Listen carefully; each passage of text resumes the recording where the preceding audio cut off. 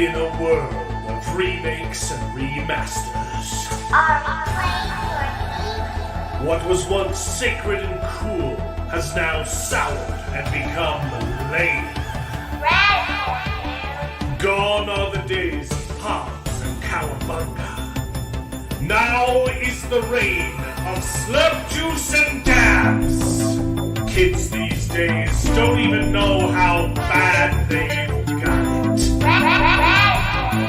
Now it's up to the best generation to rise to the occasion and make a show that dares to go where a lot of other nerdy shows have already gone quite a bit. That's right. They're going to talk about it a lot.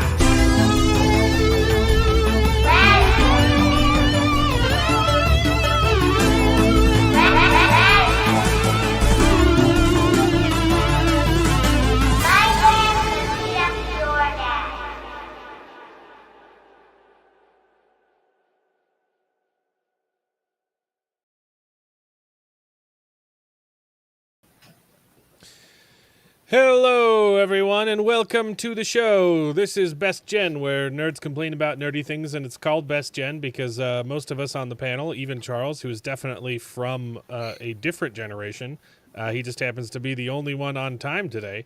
Most of us are from the same generation, and we happen to think that it's the best one, not because we're better than you, but our movies and entertainment certainly were. So strap on in and prepare to wax nostalgic as we reminisce upon the days of yore while simultaneously complaining about the utter filth that Hollywood keeps churning out of its sledge pipes on a daily basis. Hello, Mexa. How's it going? You hear me better now, right? Yeah, I can hear you better. That violent shrilling is gone. Yeah, it's my interface, bro. I hate it when you buy expensive gear and it doesn't work at all, ever. Uh-huh. It's the cable, literally, just the effing USB-C cable that doesn't work, and it says that shrieking sound. But I'm doing fine, brother. I'm doing better now. Yeah, I just upgraded. I got a new mic and a new camera. So if I'm too quiet tonight, tell me, because I'm still finding the sweet spot with the levels. Yo, the camera looks so crisp. It does. It makes me the colors a little bit off. Everything's kind of got like a yellow hue to it, and I don't know what that is. But you look Chinese. I think it looks good. It's supposed to record in 4K. You're not going to see it on 4K because the max that the streaming service puts out is just regular old 1080p. But you can tell that the depth of the colors, like I can see the details on your hat. Oh, this hat that's available to purchase at the store. That hat, is that the one you're talking about? Yeah, my favorite hat. Mark Clark's more of a 1K man. Yeah. Well, I haven't recorded anything in 4K yet, so we'll see. But I got Mark Clark, bro, you are a genius. Yes, exactly. My most recent girlfriend, she was a fucking nightmare. Okay. Yeah, Charles is overdressed because he was too lazy to change out of his Sunday clothes for the stream. Who wants to get spanked by Bezos that badly? Yeah, we currently have. Oh, it's tied. Oh no, the poll is tied at 50-50 for yes, spank me, Daddy Bezos, and no, too little, too late. Wow, there's some Amazon shills. I think too many people are going to vote for the first option, not because I'm funny. True, is that why? But just because they want to get. Just because they want to get some of that action from Daddy Bezos. I'd let Jeff Bezos spank me. A spank probably comes like with $100 bill in his hand. You know, like it has to be. You know, I didn't vote for option one. I didn't either. I can't vote because I'm the owner of the poll.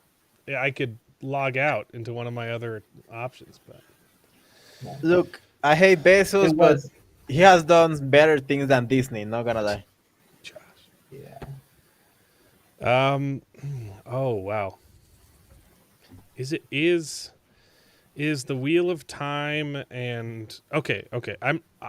I wouldn't say that Rings of Power and Wheel of Time are better than what Disney has put out.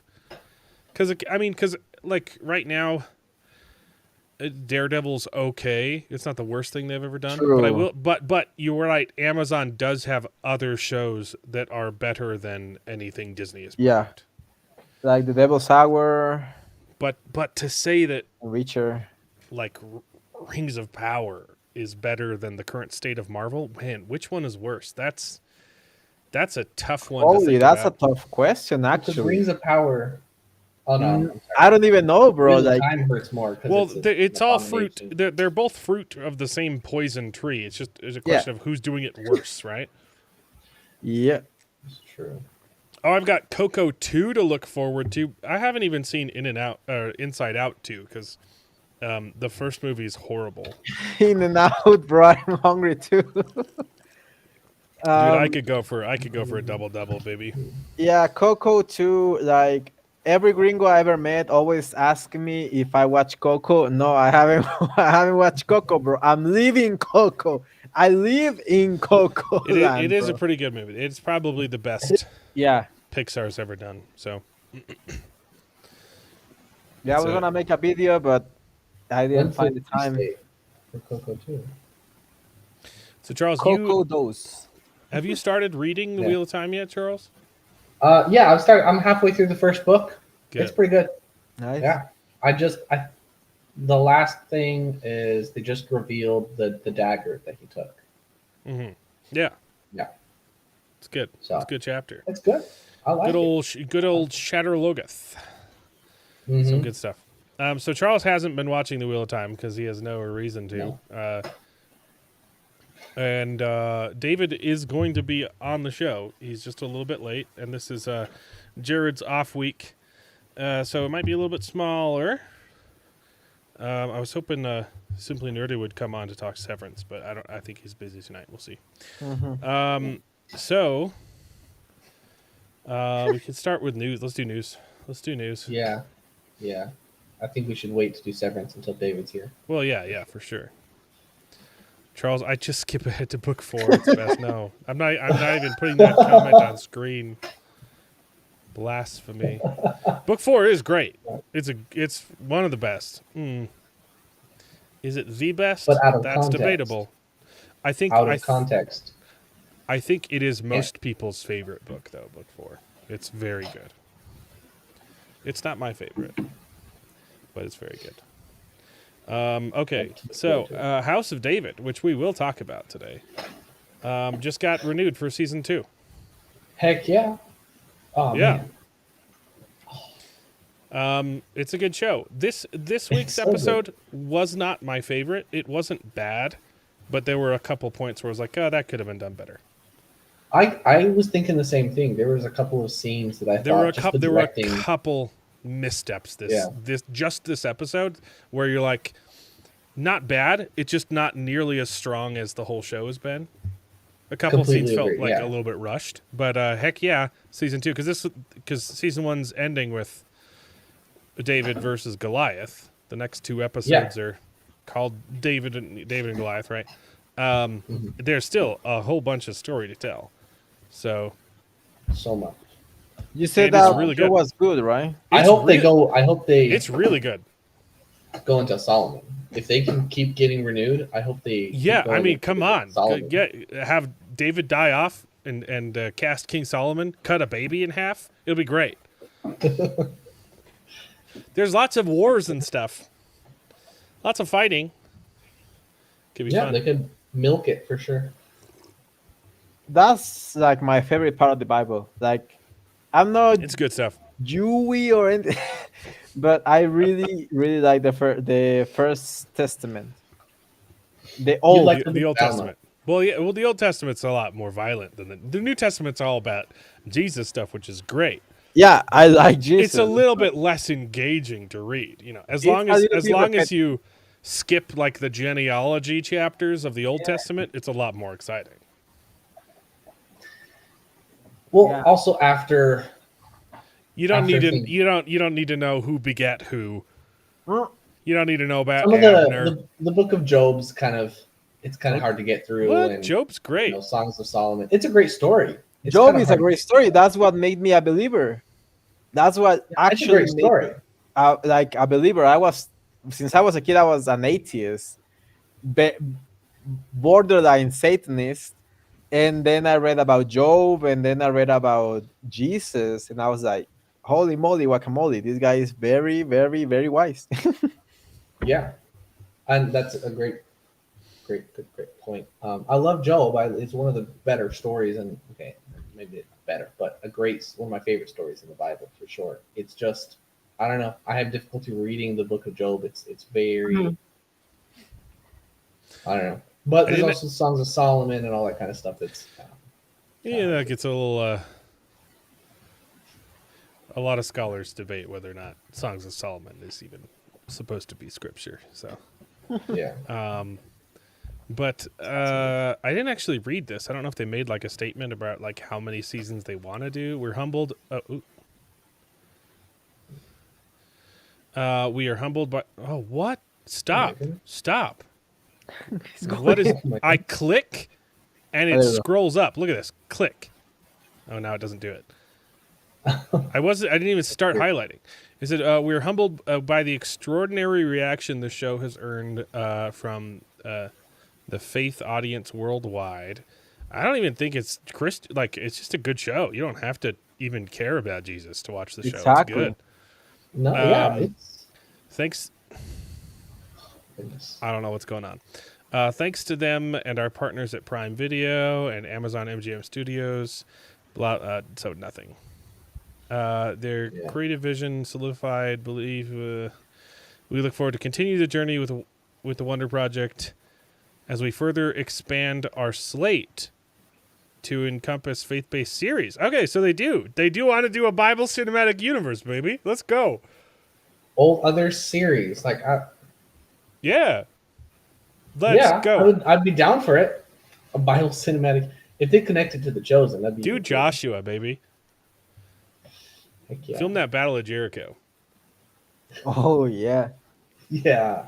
Or Moses would also be a great story. But there's also a lot of like intrigue and like there's like spycraft going on during Jericho. Like they have to sneak into the city and they Absolutely. find that's good television. It would be great television. Totally agree. What So book that's were something to you? look I forward to. finished Oh, the that. mouth, Mark Clark. What do you mean? Mark, the Bible? Is that what? What do you mean? Oh, the book you won. Sorry, last week you won a prize. He got a free book off someone from Twitter, and it was the second book in the series. Of course he did. Because he complimented the author. He's like, "Oh wow, that's a really good cover," and then he got a free copy of the book, and it was the second one. Of course. I need to read the first book. Oh, the Bible hasn't beaten the Book of Mormon on my top 10 list. Dude, I'm serious. If you have not read the Book of Mormon, look, the Bible is exciting, okay? The Old Testament, at least. It's got some fun fighting and battles and stuff. The Book of Mormon is dope, okay? It's wild. It's violent. I There's- still don't get it. I was saying the Book of Alma in the Book of Mormon is fantastic. It's literally so just a great. war. It's great. There's some And good it tried has to that read- path. I tried to read the Book of Mormon in English and I didn't get it. Well, you didn't get to the fun bit. You were reading all the Jesus stuff. Bro, like, it's just so many names. Yeah, You got to get to the part where they start fighting each other. It's great. I told you there has to be like a dumber version, like for dummies. Like, yeah. Yeah. The last Disney you saw was The Lion King. You mean the remake? I never bothered with the remake, man.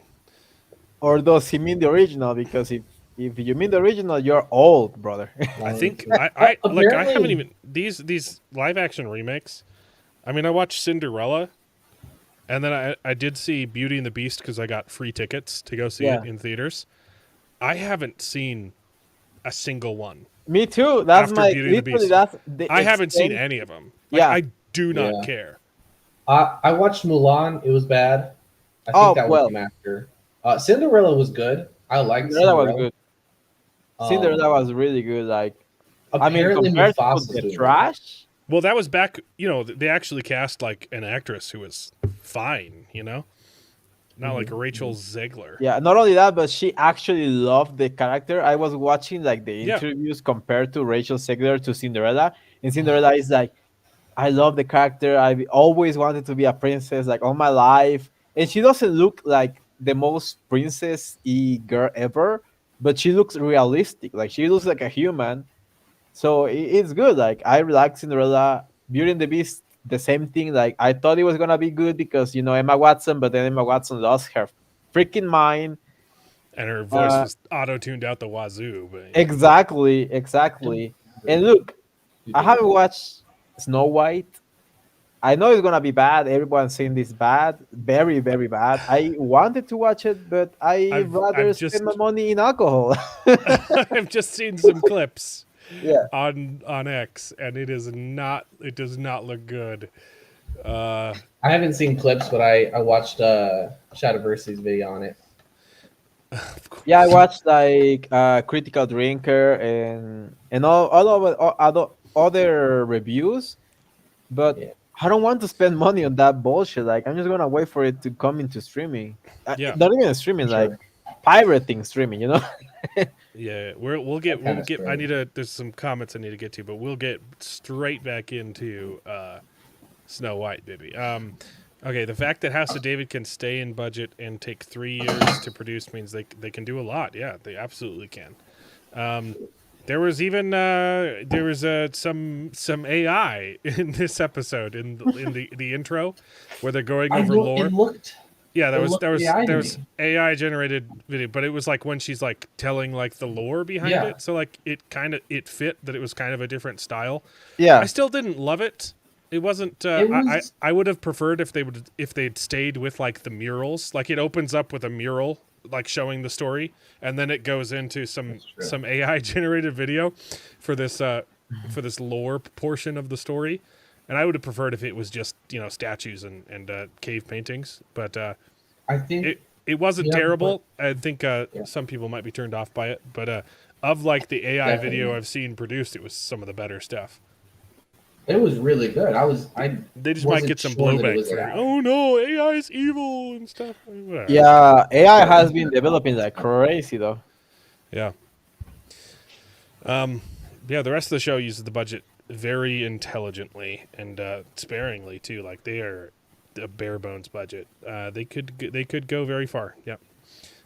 What's funny is I have a great aunt named Alma. Yeah, Alma is a very common name in Spanish, except that in Spanish it's a girl's name, and in the Book of Mormon it's a boy's name. Oh no! Yeah, it is. In Spanish, it's like soul. Is Yeah. a female soul. Yeah. In Portuguese too, but it's not a name in Portuguese. Which is kind of Yeah. It is in Spanish. Like every That's cool. 1 out of 5 girls is called. Like 1 out of 10. Let's say 1 of 10 girls is called Alma, and it's a good name. I like it. It works as a I like it as a girl's name in Spanish. It also, if you don't know Spanish, it's not a bad boy's name. Yeah, I mean, if you pronounce it Alma, like Yeah, Alma. if you Americanize it, Yeah. But if you say Alma, Alma, it sounds like Alma. a woman. Alma. Yeah. Alma. Speaking of, no one brought up Sydney Sweeney, Mark. It's always just you. I don't mind. Yeah, bringing she's- it up. She's She's a I have full-on her- producer okay, because I she's, have Sydney Sweeney in my mind once in a while. Like I'm not gonna lie. Like I'm a man. I'm a man that doesn't like. Yeah. I'm unhinged. what movie is she producing? she's just gonna be producing her own movies now, kind of like Reese Witherspoon does. I mean, Okay, he's okay. rich She doesn't enough. have a Like, specific movie. She can. She's in high enough demand. She can be picky. She can pick and choose and do what she wants. yeah. Thank God because she was going out in every ball. Like I've seen her in so many movies in the past 2 years that I'm sick of her. Nosferatu and Wicked are on Peacock now. I am only interested in watching one of those movies. Yeah, Nosferatu. So Yeah, funny story of Nosferatu. Can I say this story is too early? I don't know. But my ex-girlfriend drugged me up to watch Nosferatu. Like she gave me Coca-Cola, but in drugs. I didn't even know it was that shit. And then I was like, literally a bat watching Nosferatu. Like I had my eyes open, wide open, and it that was sounds not like a fun experience. Let me tell that you. sounds like a horrible movie to go in. Yeah, it was very fun. Like it was the best movie to watch. The in that closest experience I've ever had to being on drugs was the day I flew home from Mexico, and I got like a horrible flu. Like I had the squirts on the plane coming home. Oh my god! It was horrible. So I just spent, I just lived as a missionary in Mexico for 2 years. Came home, was absolutely sick, had a fever, so I was loopy, and I was seeing visions, I was hallucinating. I was so sick that I was hallucinating, which I do get occasionally. If I have a really bad flu, I will start feeling like myself like outside of my body. It's only happened a couple times, but that was the worst time. Right? I was very sick. Came home from my mission, so I was already like disoriented because I was like, "Oh, I haven't been home for 2 years, and this feels like a dream, maybe." And I was sick, so I was literally hallucinating.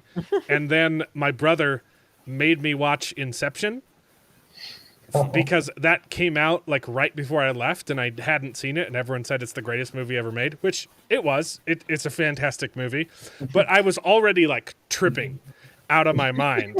And then I watched Inception, which is about, losing your grip on reality. And I also had just come home from a mission, and I was already like physically, literally losing my grip on reality. And then I went to sleep. And then I woke up from my dream, and I was back on my mission. And then I woke up again, and then I was back home. And then I woke up again, and I was still in Mexico. And then I woke up again, and then I was back home. And I had no idea what was going on. Yeah. Let me summarize what it feels to do Coke but not a drink. So you have never to do it ever in your life because you are not missing out on anything. It's literally just doing a bunch of espresso. It's literally like doing a bunch of espresso. And then I went to watch Nosferatu in that state of mind. And I was like, Oh no! open wide like a bat, watching a literal bat yanking on this ugly woman. But yeah, it was the movie was very good. The experience was not fun at all, and I am not going to ever do it at all. And the only reason I do it is because I was dosed by my ex-girlfriend. Cool. But Don't yeah. drug people. Don't. That's bad. Don't do that. Don't do that. that stuff, bro. Don't mess with anyone else's smoke or anyone else's drink, bro. Like that sucks. And I was Mark like, Clark- with my eyes open, watching Nosferatu, and I was like, "What is going on to me?" Mark Clark's been a member of the channel for 29 months. That's a here. I got something for that. No, this one. That's better. 29 months. If you too want to be just as cool as Mark Clark is, well, not just as cool, maybe almost as cool as Mark Clark, you could become a channel member, and it's wonderful because I am technically a Mexican, which means I'm diverse and I can't be criticized. And if you too also want an excuse to if you want to become uncancelable, you can become a channel member, and you too can technically become a Mexican. And it's like a little papal indulgence for you. Yeah, you can get away with a lot of more stuff saying that you're Mexican. You can say the N-word if you want. Okay. People Let's what be honest here. I would. I wouldn't. I never would. I have. I have Okay. Do they care about that in Mexico? No, No. like we invented that word, brother.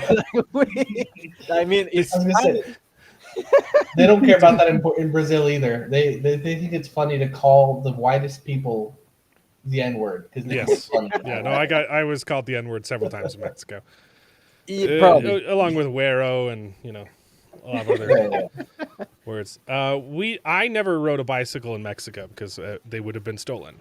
Yes, So, most Yeah, definitely. many but missions do not in the have states, bikes, stateside, a lot of especially Yeah. a lot of. Yeah, I don't have a bike because it got stolen. See, it's not racist, okay? If There's you no are way. wider I think- than the average Mexican, you get robbed. Jared's not fired. Yeah, so Jared got rehired last week, or 2 weeks ago, was it? Right? I can't remember. Oh, I thank think it was God. last brother. week. Jared Last got week. rehired last week. I forgot to. I didn't even set the goal, did I? Oh, oops, I forgot. Oh, But, We'll have also a in goal next response time. to that bike comment, I didn't have a bike at all. I had to walk everywhere. So I Yeah. literally walked everywhere. Took public transportation. Public transportation. That's basically how we got around. That sucks, bro. I know that feeling. I Yeah, have to do it every day. Yeah, Nowadays, the missionaries get vehicles and they get cars. yeah. In Wow. the states, Drive they do. everywhere. I was like, Yeah. can't imagine what it'd be like. Yeah. Here, sorry, I forgot. I'm setting a new goal. Yeah, let's not keep my employment on the line again for this goal. I mean, This is much better. This is much better. yeah. There we go. Well created. 17 doing shrooms. I'm watching Natural Born Killers. Lost my shirt. End up in the bathroom watching wood grain on the door move. Not a great experience. Yeah, don't do drugs, guys. Don't do drugs. It's not cool. Yeah, I Anyway, would speaking of never drugs. recommend it. Like, yeah, at all. Yeah, on TV they show us on bikes. Yeah, it's just the missionaries who stateside who typically ride bikes everywhere. Yo, I've been Yeah. watching a lot of güeritas misioneras here in Mexico. Let me tell you what, bro. I'm thinking about joining them. Yeah, you should read the goal, Mexa. I need to read. Oh, bro, I'm hopping on YouTube right now just to fucking read, bro. Pretty cool. Nice. Yeah. Anyway, enough about Mormon stuff. Back to Rachel Zegler. No one watched Snow White, right? You guys aren't gay? No. Okay, No. good. Nope. Um, I've been keeping up on the what do you call it? Rotten Tomato tabs though. So Yeah, I'm surprised that the critic score is so low, man. Bro, Dude, I what is watched that picture? Gold. Why would you post a picture of yourself like that? I don't know. This narcissism. Ugh. so this isn't the comment I wanted to talk about, but she's been getting roasted, right?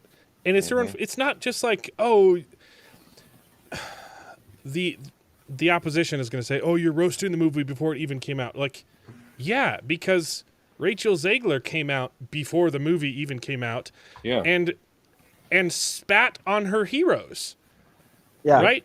And roasted. so, like, she deserves all of this all the ridicule she's getting. But this is the best comment I've ever read.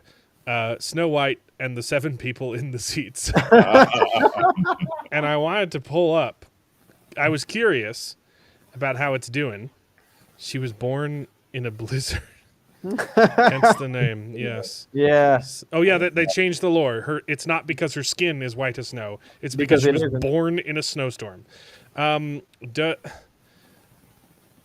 Mark, I will count your first super chat for sure. But you did it as I was setting the goal, so it says it's at 1. Yeah. Jared doesn't have kids, so he's iffy. Okay, Sorry, guys. I'm still disappointed. I know. I get it. I'll count it towards the goal. Don't worry, bro. Anyway, I was curious Saturday, and I looked at some theaters, and this is what I saw. Share screen window. Here we go. So this is 3 different theaters near where we live, and I've blacked out the locations. Okay. But this first theater on the far left, this is where I live, which is a smaller town. It used to be a farming town. It's become more populated, right? A lot of people moved in. It's getting more stores and stuff. But I'm from a fairly small town, mostly just families. So the theater was more full than most. I was going to say that's something I'd expect. That's not terrible. Yeah, It's pretty bad for opening night on Right. a Saturday. Okay, I picked the same time, 7:00. The other show times were at like 4:00. That felt a little bit too early for a Saturday. Yeah. So this is my hometown. Not terrible. Not good for opening night. This next one, this is where David lives, about 40 minutes away from me. A much bigger town, still more family oriented, and somehow less seats than my home than where I live. And then the one next, this last one, this is the biggest theater in the area. Everyone goes to this theater. It's right next to 3 different colleges and a very family-centered town. And there were 5 seats sold. Yeah. I'm assuming this was right before the showing too. Yeah. That you picked him. Wow. I was also like checking. Like 30 minutes before showtime, yeah. In my town, it's the only theater around, like in like 3 kilometers radius, and it was 7 seats. I counted 7 seats, like the main, and I was like, this is 7 p.m.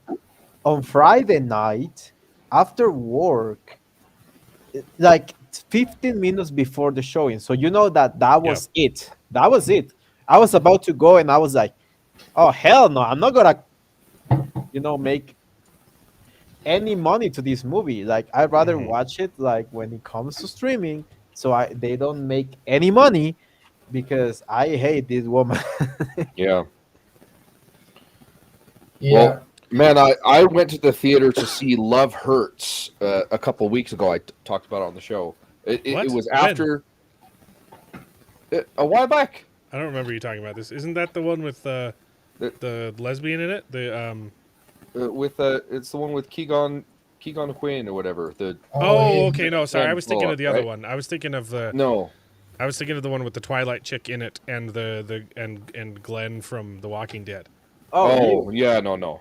Anyway, this was a while ago, right? And this movie, I don't think made a whole lot, but I was buying tickets 30 minutes before the show, and several of the theaters were booked. I had to move to a different theater and see one further away because it was booked for the show, and I think it was like the 3rd week it was going. This is Disney on opening weekend. This is bad. I went to watch that movie Black Book or something like that with that woman and Fassbender. It was not even opening weekend. It was like 2 weeks afterwards. Was that good? The trailers looked pretty interesting. It could have been so good, bro, but it's just so bad at the end. It's like it's the biggest setup and the worst payoff ever. They basically just say, "Can I spoil it for you?" Like, I don't think you guys want to watch it. It's kind of feminist. It's kind of like it's kind of like a Mr. and Mrs. Smith thing, right? Like he thinks his wife is a spy. It's worse. He thinks his wife has betrayed the country and he has to kill her. It's worse because he has some sadism for some reason. Like, there's like this chick who is probably she has no father figure in her life, but she acts the entire movie like she wants to bone this guy Fassbender. And Fassbender, like, the only thing I like about the movie is because they have a committed relationship and they don't cheat on each other. Like, that's the entire deal with their relationship, is that they are faithful and they don't lie to each other. So rare in Hollywood. But at the beginning of it's very weird. But because it's shit. That's what I've been. Yeah. Go on.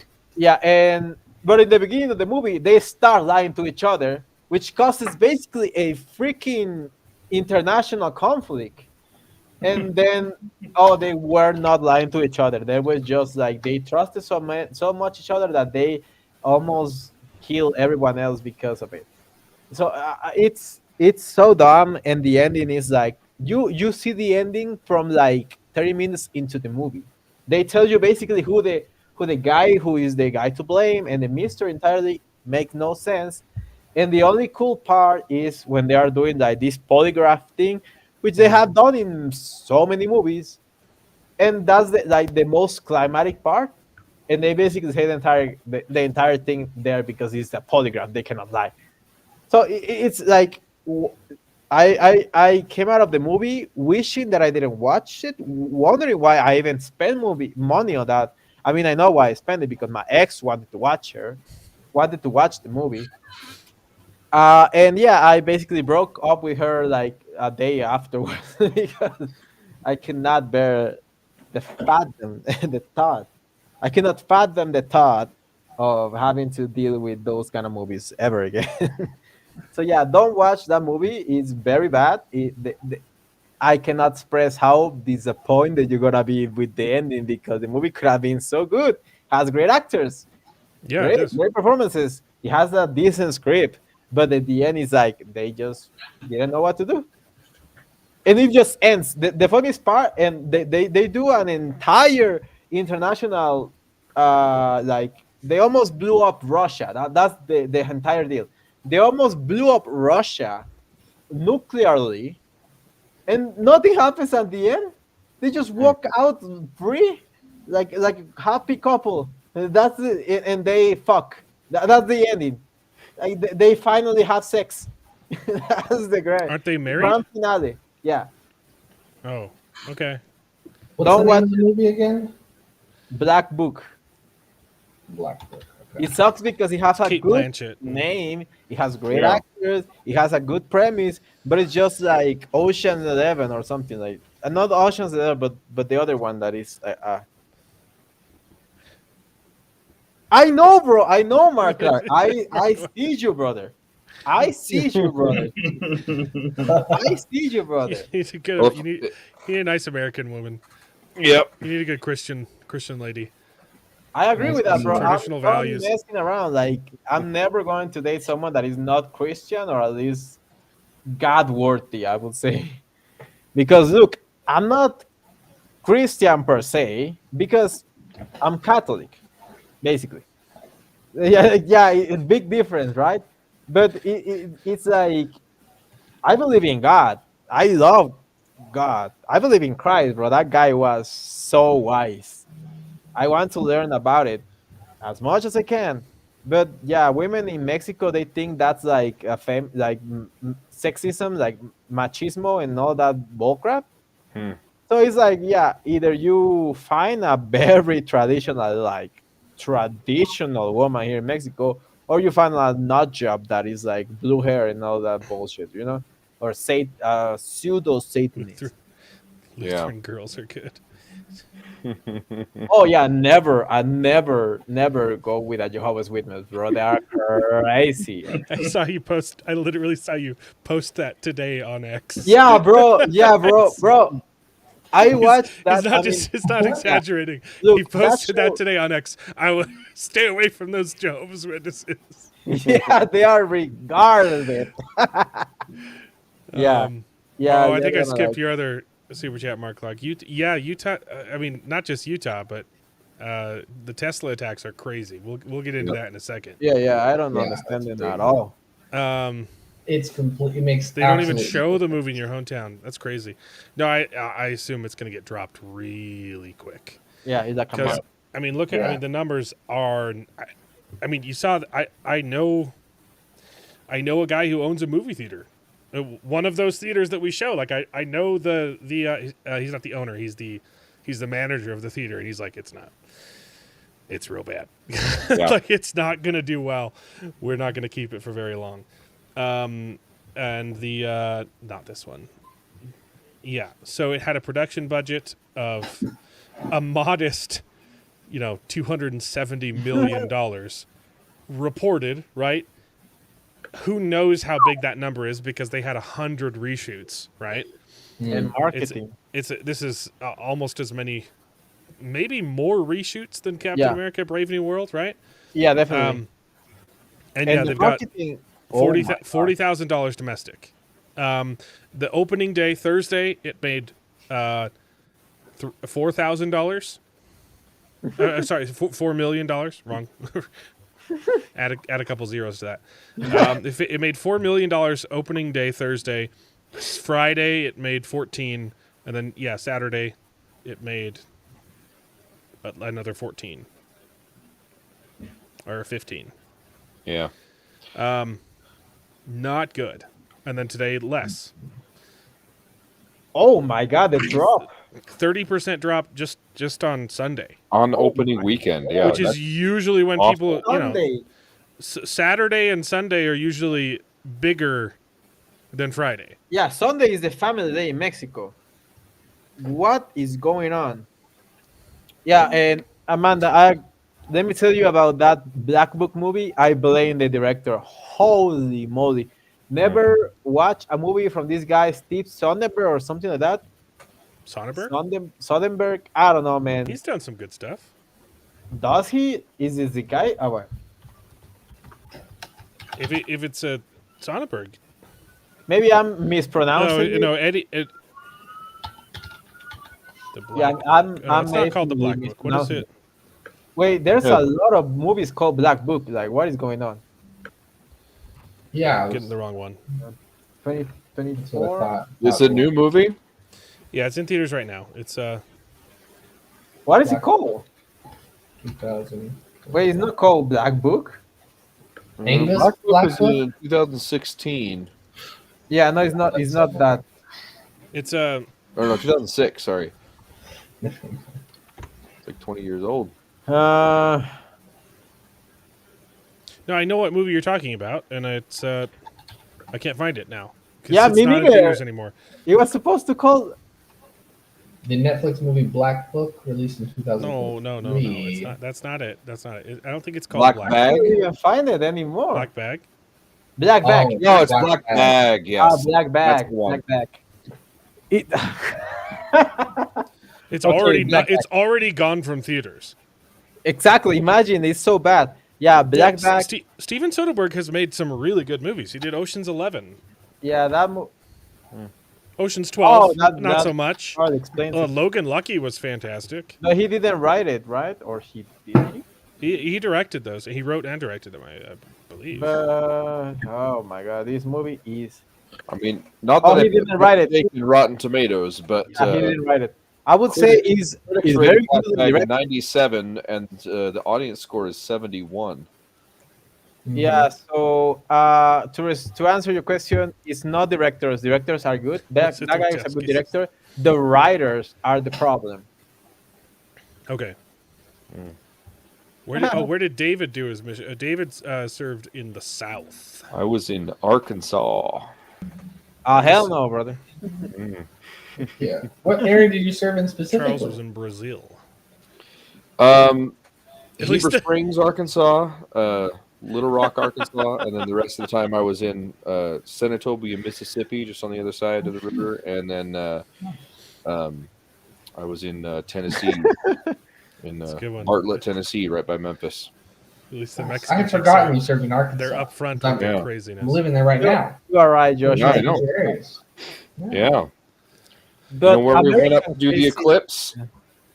You watched the eclipse? Oh no, you were on your mission. No, I wasn't. I was home. I was going to college during the eclipse. Ah. I didn't even know I was going to move to Arkansas during the eclipse. Gotcha. The whole family went to Arkansas. I stayed home, and then Yeah. like a month later, I'm moving to Arkansas. I missed it. Yeah, blaming The it. town we went to watch the eclipse was where I served my mission. That was my The Nice. the First excuse area. of blaming executives is absolute bullcrap.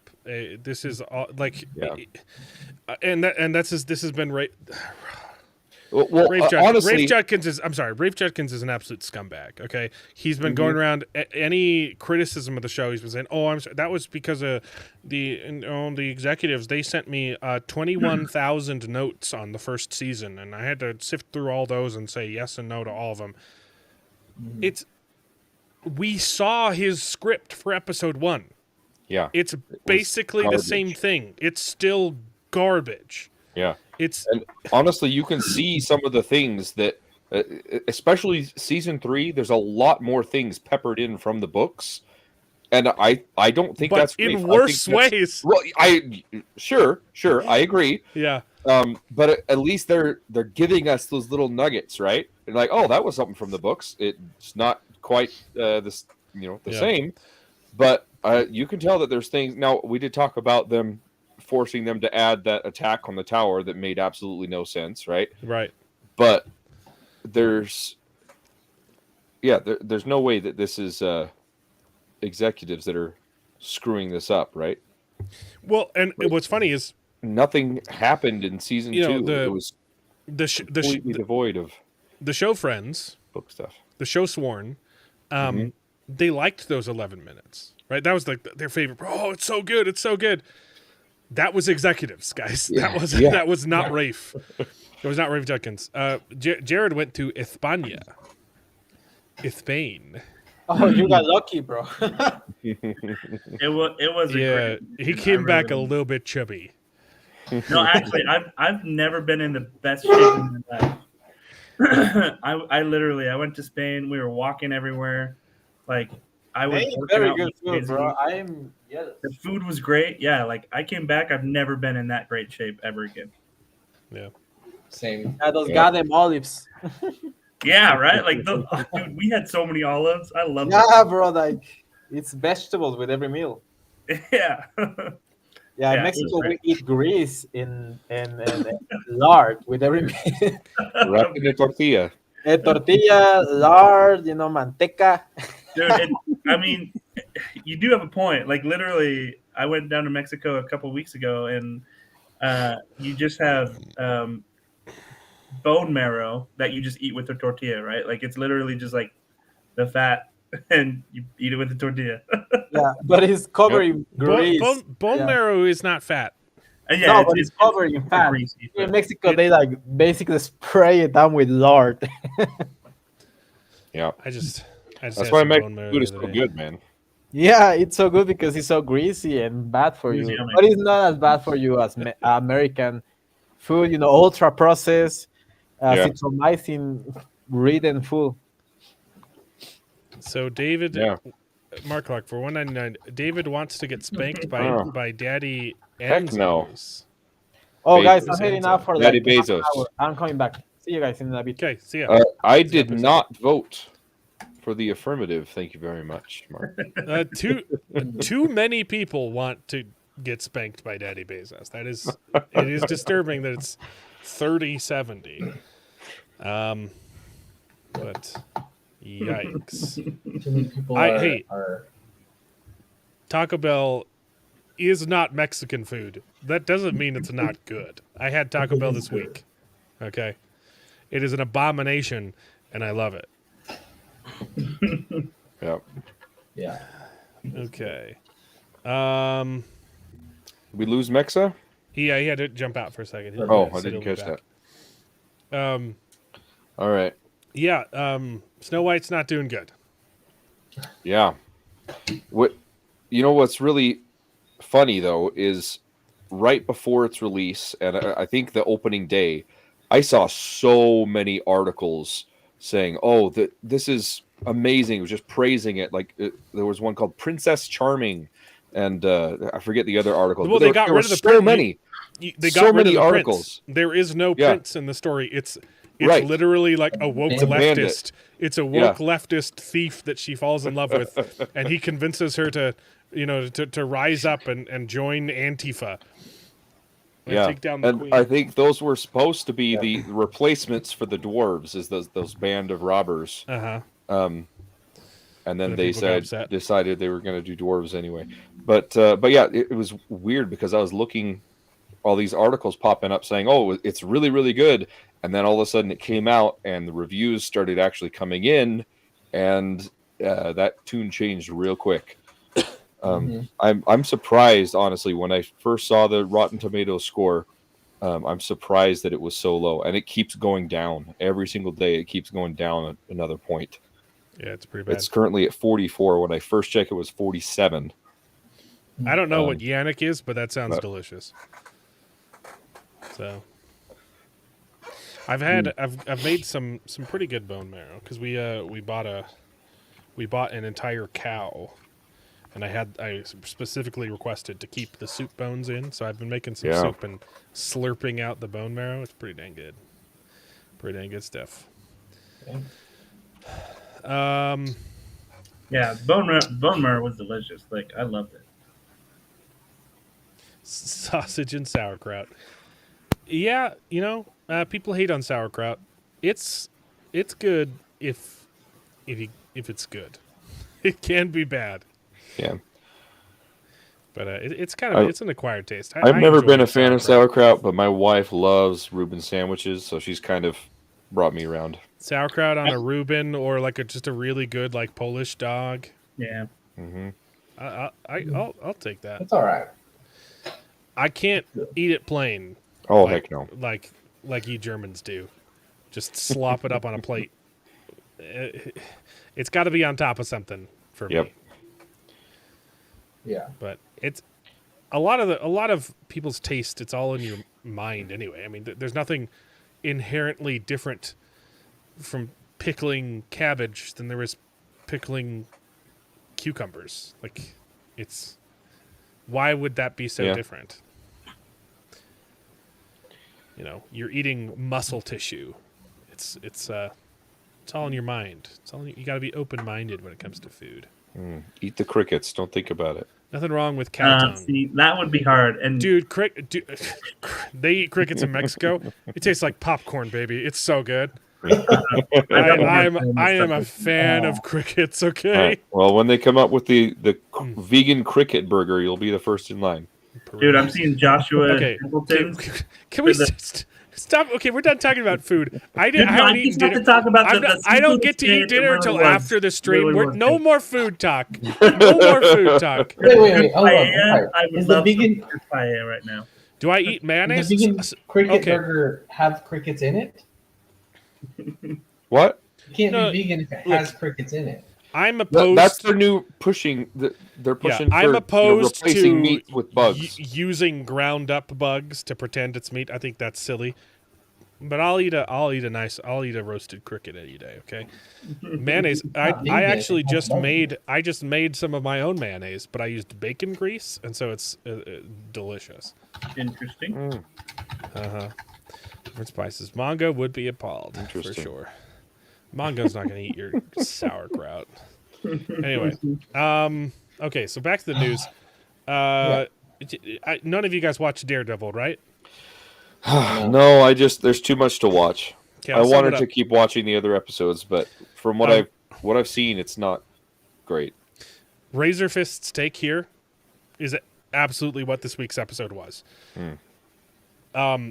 There's a scene in this episode with the Punisher. It's fantastic. Quite possibly better than anything Netflix ever did. It's phenomenal. I was crying. Really? The scene right before this one is the stupidest thing I've ever seen in my life. I'll tell you what it was. The scene right before you get the best thing Disney has ever done by far, with some really good acting between Daredevil and Punisher, is Matt Murdock goes to court. There's a guy he's representing who stole a bunch of stuff from a convenience store, got caught by the cops. And he's like, no, I need to probation. I don't want to serve any time in jail. So Matt Murdock fights for him, gets him a massively reduced sentence of you only have to spend 8 days in prison for larceny. Okay? And he's got a track record of constantly, okay, this guy is in and out of the prison system. He sits down, has a conversation with the guy, and the guy's like, no, man, I told you I needed probation. He's like, I did the best I could. And then his argument is, man, it's literally just socialism, the argument. And it's, I just need to eat. All I did was steal a bunch of food, and now I got to go to jail. And Matt Murdock, instead of saying, yeah, but you broke the law, says, yeah, you're right. I'm sorry. I've treated you unfairly. It is horrible. I wanted to punch the screen when I saw it. It's literal Marxist propaganda. It was disgusting. The guy is a criminal. Yeah. And he was justifying stealing food because, well, like you don't even bring up the fact that you weren't stealing from Walmart. You were stealing from a person. This is like a tiny bodega on the side of the street, owned by a real human who that's his bread and butter. And if you steal from him, he's not going to be able to feed his kids. Okay? This was a very bad person, and Disney was just like hitting you over the head with capitalism bad because it makes the system unfair. You're an idiot if you think that that's true. I'm sorry, but you are. You do not know the reality of the universe that you live in if you think that capitalism is bad. Yeah, that's literally the thing I hated most about the Doctor Strange movie is that one little funny scene that they played for laughs, where Doctor Strange and Amelia Chavez steal the pizza poppers from the guy, right? It's and they're like that. How but dare you steal from me? It's You didn't like that, pay, and they but make 100 him times punch worse. himself in the face for wanting to get paid for his money. That's just appalling to me. It's 100 times worse than that scene, David. It's disgusting. Yeah, and in about that, the actor, who's John Bernthal, told Disney no. They wanted him to appear in their show before they revamped and rewrote everything, and he said, "You couldn't pay me." He literally said, "You couldn't pay me to do that crap," because he read the script, said it was appalling, and then agreed to do this. I will say, the show isn't the worst thing ever. It's not nearly as good as the Netflix stuff because they put in crap like this. But like the core of the story, it's not bad. And I gotta give props to John Bernthal for, recognizing a horrible script when he saw one. So cool guy. Wow. I wanna see him as that's awesome. Dungeon Crawler Carl, baby. I always liked him as Punisher, so I think as Punisher he did a good job. He was great. Yeah. You're right. He would be a good Carl. Did we bring him up before in our fan He's cast? literally the first name I brought up. Yeah. He would make a perfect Carl. I don't remember you calling that out. That would, He's a little bit old for the role, but who cares? It's Hollywood. He's all right. You got college kids playing high school kids, okay? Yeah.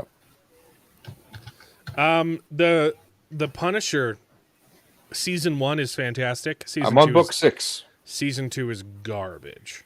So David's on book 6. Yes. Yep. I stopped Jared's reading done with all of them. Wind and Truth, so I could go back to Dungeon Crawler Carl. Don't read Wind and Truth. It's garbage. Yeah, I have to. I'm a completionist. I have to see it for myself.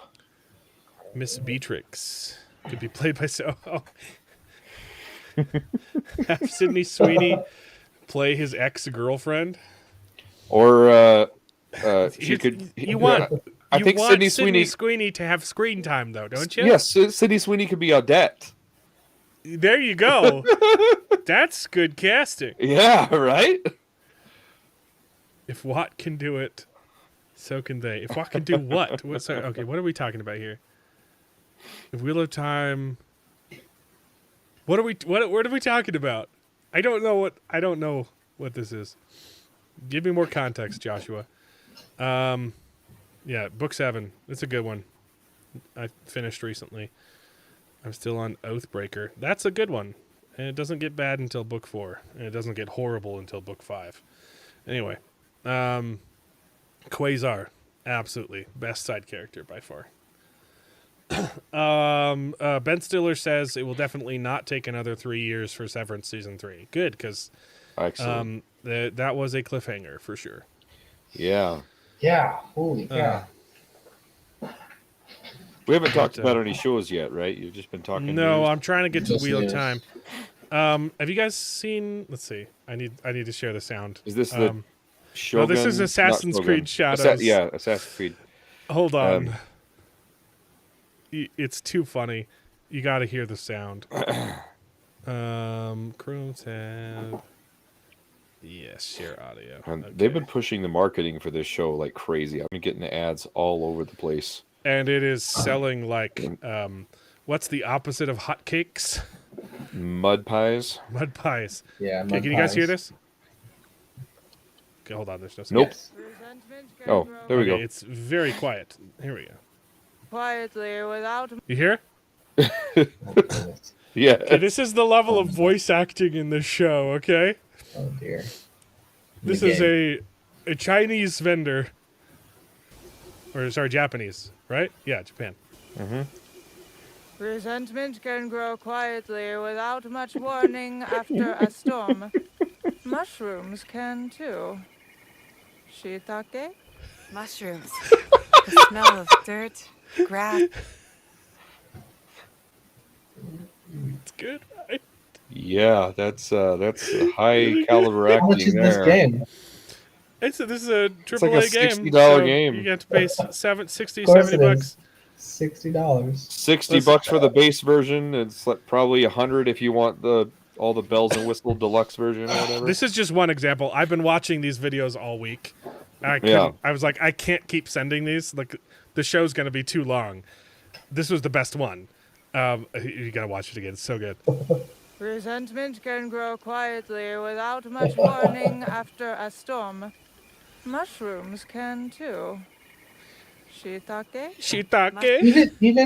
Even like That's taking away her racist, bad right? accent. That's racist, right? Dude, No, I don't this think looks, it's racist. this looks like You're- such a good game, but I've been hearing this at like everybody's like, yeah, the acting sucked. Wow. Even I the don't think main that's racist. It's, if you're able to, She eat if you're her able own to stimulate she the take accent her own well shoes? enough, that's not racist at all. This is definitely a white person, right? Yeah. But Yeah. I think even taking away her accent, just the way that she says the Yeah, the lines, delivery. the delivery is bad. It's- Even if it's she had a very perfect flat. accent, the delivery is Dude, it bad. looks- it you looks can tell beautiful. she's reading from a script. She's practiced this. This is her eighth time saying it. I don't know. It's bad. There was an, I there hope was it hasn't an, taken her 8 times to say it like that. Right? yeah. This is her. She tried it like 30 times. The 8th was the best one. Crazy. Man. Let's see. She eat her own Yeah. brother. Yeah, I think no. Joshua was saying if Watt could cast actors that are slightly different from the book. Oh, yeah. Right. Dungeon Crawler. That's Oh, gotcha. Right. That would make sense. Because They probably thought it was a Chinese person. Oh boy. Okay, someone brought up. Oh, Mark Clark brought up Teslas. I wanted to share a fun meme with you Yeah. guys. So this was the meme, which is, oh no, Tesla bad now. It's crazy. Like literally, like Elon Musk was like the left's lord and savior up until Yeah. like 2 years ago, right? Mhm. Like, And it- was it last year or the year before? There was a climate summit that Joe Biden had at the White House, and he had a whole bunch of pioneers in green energy and electric cars come in, and Elon Musk wasn't invited. Like, he is the pioneer. I've never like the only. I think that his like the left's like about turn face on him was more shocking than their turn face on Donald Trump. They worship Donald Trump. He's in every single rap song ever. And most Republicans like weren't super psyched about him. Like it was literally leftist media covering him during the primaries that got him the airtime that he needed to win the primaries, and then they immediately dropped him because he's racist. But yeah, it all started with the first tipping point was he left California. He's like this is the most like woke company of all time. Like we're trying to save the environment, electric cars, and they can't even get their company to make a profit in California because California is so horrible. He left California. They immediately turned on him. Oh, you're a traitor. You're an evil person. And then he bought Twitter, and they're like, oh, he's an even more evil person because But this is the meme. But this was the left's response to this meme is abysmal. You got boycott Bud Light, boycott Target, boycott the NFL, and then we freak out when they say boycott Tesla. Did boycott change its definition to arson recently? Yeah. Right. Or have we been arsoning Bud Light and Target? I'm just confused. No. There is a big difference between domestic terrorism and a boycott. Mm-hmm. Yeah. Like these and people, at the same time, this is it. These are the psychopaths that are writing movies and television. I'm sorry to get political, okay? But the left has made it political. Yeah. These are the kind of people that are writing movies and TV shows. And I know I sound like a broken clock, a broken record. The left does not believe in good and evil, which makes it impossible for them to write about it. And that's why TV shows and movies suck right now. That's why every single character in the Wheel of Time, every single good character from the books, they've turned into a morally reprehensible and evil person. And for some reason, all of the villains from the books are going around doing good things. Yep. Because they don't believe in, like, this is the hypocrisy that you have to live with. You have to wake up every day, your head will pop off the pillow, and you have to say, yes, I'm okay with this. It's literally the house burning down meme. Drinking coffee, right? And the dog says, everything is fine. You, like, it is inherently logically inconsistent because it is based off of a lie and not the truth. The left's position is untenable. It is illogical, and it is stupid, and it is evil. So, that's the politics for today. Absolutely. They threw an intern in the room and said record. Okay, we're back to the Assassin's Creed Shadows. I didn't vote for him in the primaries. Yeah. I didn't vote for him in either of the primaries. Nope. I didn't vote in the primary. This most recent primary I voted for him. Oh yeah. I did too. Unless Kid Rock counts as yes, Kid Rock shot up his own case of beer, not someone else's, okay? And you can't fit people inside of a case of beer. Like, they're not attacking people driving their cars. Yeah, he gave them money to do that too. There is one Tesla that some guy went out and bought a Tesla to vandalize it, and it's stupid. Oh no! Yeah, that one's not illegal. I don't like the person running the company, okay? I don't like most CEOs. I don't go out and assassinate them, okay? Free Luigi! Well, that's also a good point, though, because boycotting actually affects the company and the CEO, whereas arsoning Teslas affects the people, not the CEO. Right, like Tesla's not, I mean, their stock is artificially dropping. Yeah, and a lot of them are being vandalized at like repair centers and stuff like that. So like, right, but it's their like the insurance is going to be paying for it. It's not Tesla that's going to be paying for these cars. Their stock is taking a dive, but it's an artificial dip. It's not, people aren't buying the cars anymore. It's this is domestic terrorism. Yeah. Erasing the morals Robert Jordan wrote into his characters and story. Yes, evil things. Yeah. Okay. I was the DEI for my district. Wow. It all comes together. You serving on the caucus. It was just a diversity. I did. Okay, look. When I walked in to my district caucus, I didn't go in wearing this. Well, that's surprising. I didn't go in and say, "Hey guys, I'm a fake Mexican. Vote for me." Delegate Now I'm wondering elect why you didn't. incumbent. Hopefully 3 years running. We'll see. It's yeah.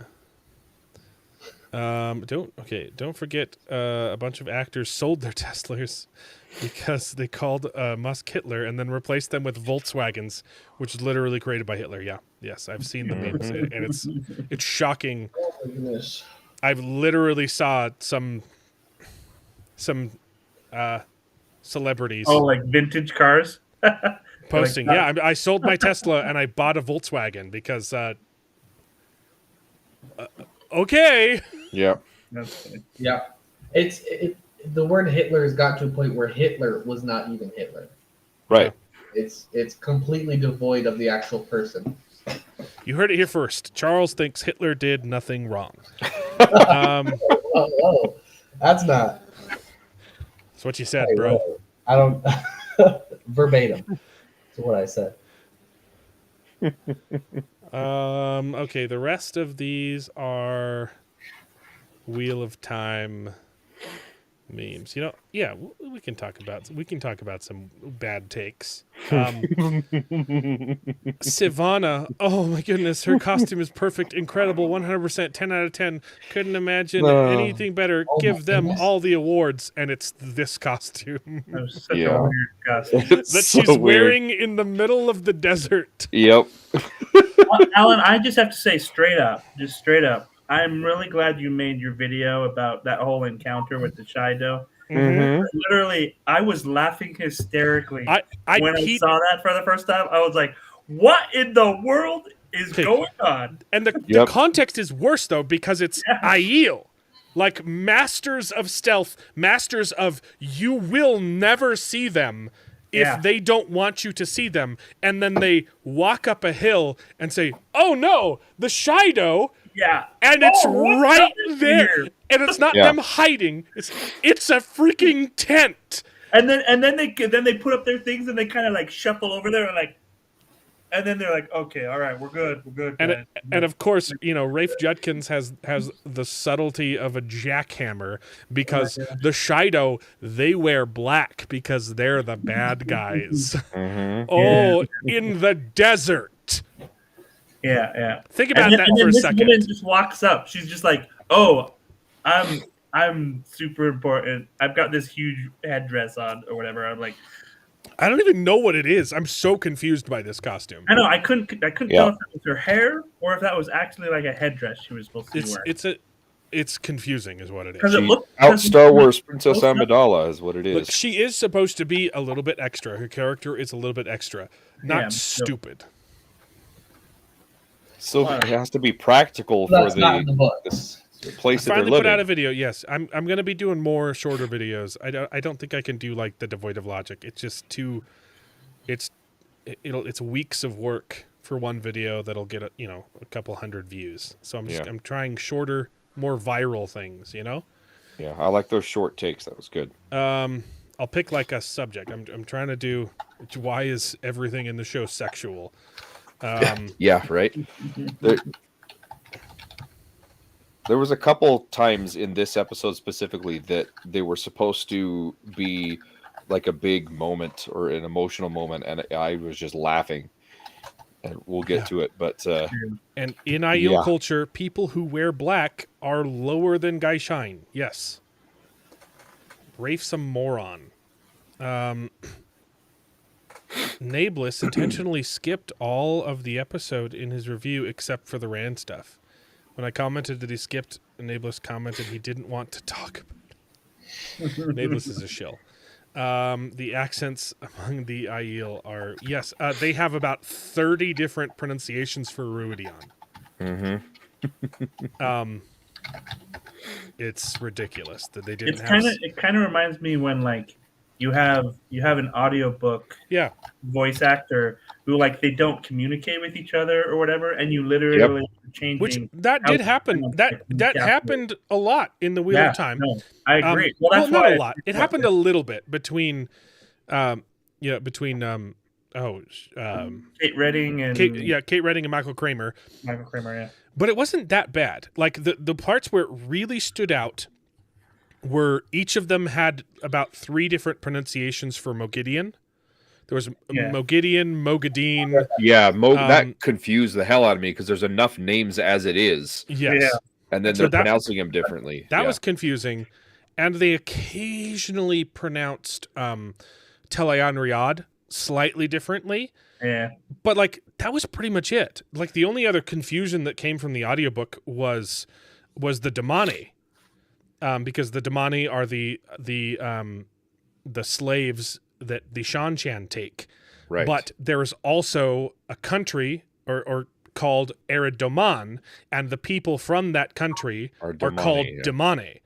It's pronounced identically but spelled different. So when you're reading the book, there's no problem.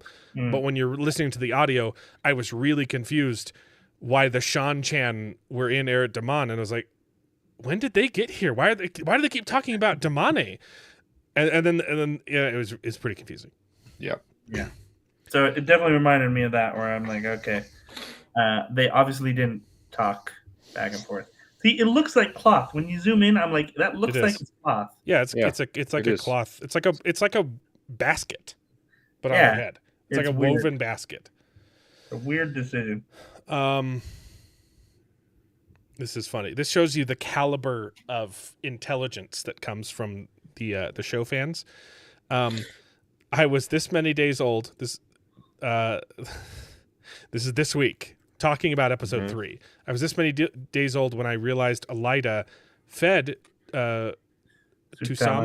Tutsama's plan for the vote against Suan to Min, specifically so Suan would remove Tutsama from the tower and free up a spot of the Red Sitter spot for the hall that Elida could take over. Because that was explicitly stated in the episode. Yeah. That was the level, that was the political intrigue of that episode was, I'm going to tell you what my plan is so that you go and tell Suan. Except that my real plan was to get her out of the way so that I can become the next Red Sitter. That was the Game of Thrones level politicking that Rafe could come up with, was feeding information to one person. Yeah. Which I will say, that was kind of my problem with House of David this week. There was some political intrigue that was kind of dumb. Yeah. This was not my favorite episode. It wasn't a bad episode of House of David, because the bar is so high. It was the worst. It was the worst episode so far.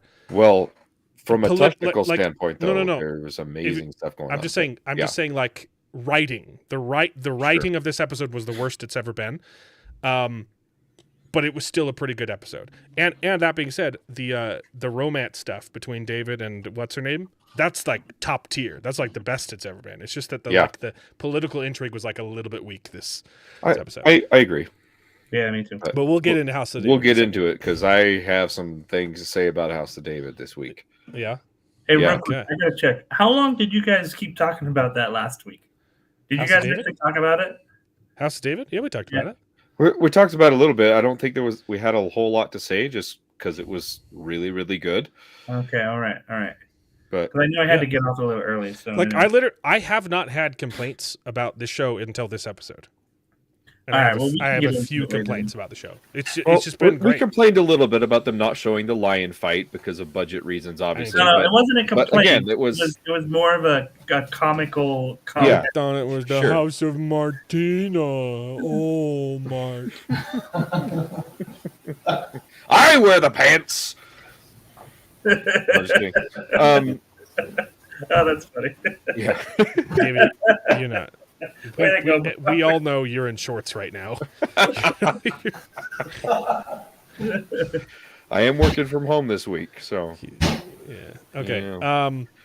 Yeah. This happened before the episode aired. This week's episode of the Wheel of Time will be miles better in terms of cinematography and fantasy and imagination. Comparing it to because someone posted Game of Thrones, we just don't get episodes like this anymore, which is the Battle of Bastards. Look, I will give you this. This week's episode of The Wheel of Time is the best the show has ever been.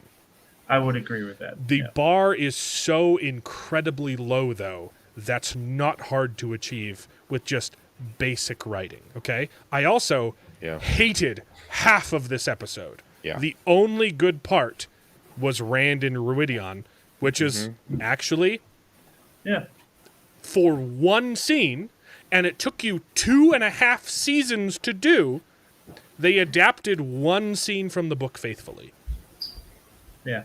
Well, but then they kind of have to ruin it at the end a little bit too. But yes, it was mostly adapted, but then there's the part where like Matt wasn't there, right? So it's like there's stuff like that it's where I'm like very important for Matt's character. I have problems with the episode. I'm just saying his Rand's visions in Ruidion are just about perfect. Yeah, I agree with that bit. Yeah, that's how it was great, and I liked it. I liked half of this episode, and the other half was horrible. Yeah, I agree.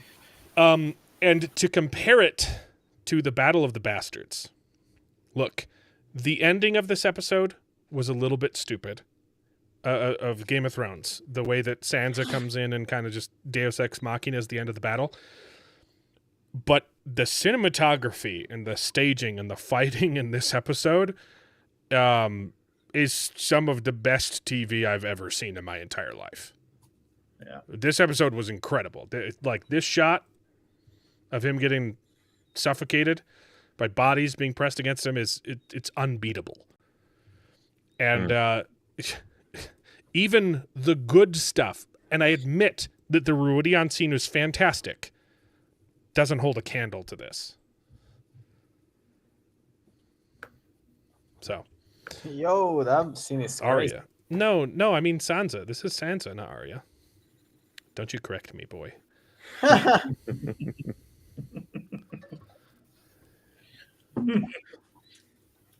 Yeah, it wasn't that level. Wait, what is this? I'm sorry, I'm lagging. Is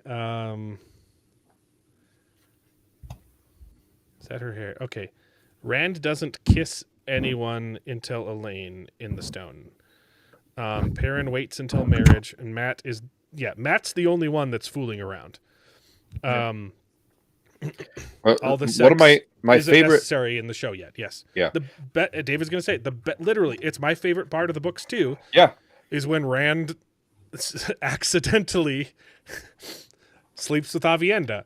Yeah. Because that's not what I was going to say, but yeah. They were naked together and they were going to die because hypothermia is a thing, and then they banged. That was optional. Okay, the banging was optional, but then he instantly proposes marriage because he's so ashamed.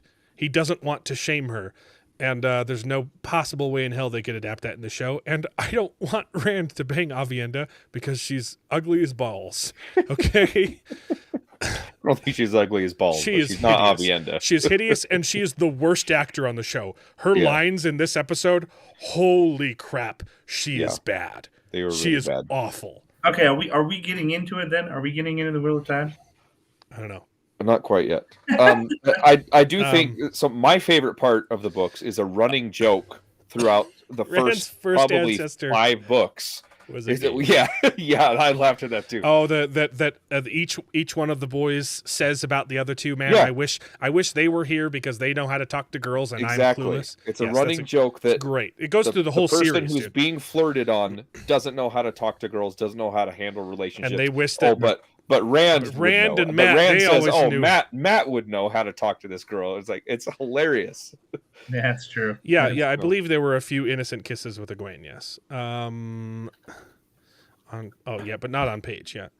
Let's see. The funny things. The Battle of the Bastards has nothing at all to do with. Yeah. It was a show creation. So it's a good comparison to Wheel of Time, which is 99% made up crap that's not in the books. Mm-hmm. Can't hold a candle to this. And the only bit that they do that is from the books is pretty darn good. Yeah, the one and everyone's praising this episode, rightfully so. It's the best episode they've ever done. It's too little, too late. It took them 2.5 seasons to adapt their first scene from the books. Yeah. Okay, even if you take season 1, which relatively followed the plot for the most part of the book 1, it was unfaithful to the story the whole time. Yeah. And it's not just this too. Like I feel the first 2 seasons were just completely different and detached from the characters in the books. Stole more from Game of Thrones than he did the source material. Yeah, exactly. But I feel like this season, even though the characters aren't nearly what they're supposed to be, they are adapting little teeny bits of the book and giving you little tiny things like Gowan and Galad's fight in the last episode. And hey, Rand is finally training with the sword with Lan, which he should have been doing from book 1. They said, "Oh, sorry, he couldn't do the sword fight because he hasn't had time to train." No, Rafe, you're a freaking idiot and haven't had him train with the sword, and so you couldn't do your big sword fight with the Shan Chan. And this part pissed me off. Yeah. For some reason, Matt is the only one showing skin.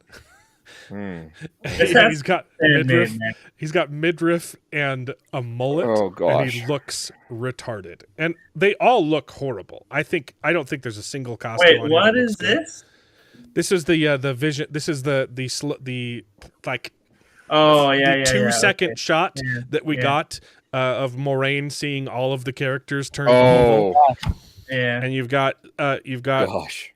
Lanfear, who canonically has never worn a single color other than white.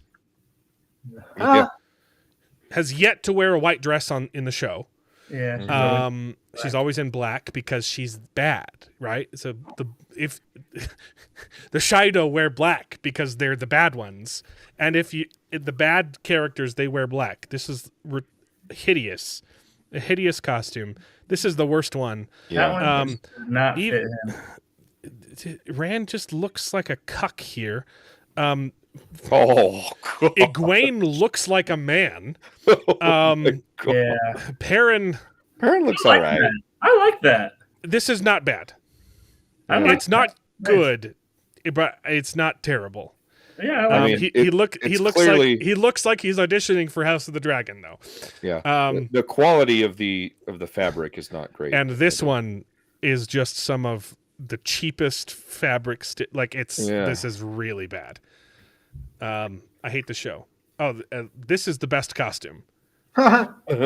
Directly stealing from Game of Thrones, by the way. Unironically. Mm-hmm. Those are pretty awful. The haircut. Come on, that's the game. That's the shame scene. Shame. Yeah. This is terrible. I hated this episode. Let's get even if Charles hasn't seen it, let's get rid of this episode, okay? So we can talk about something fun. All right, I'm coming back in like a half an hour, okay?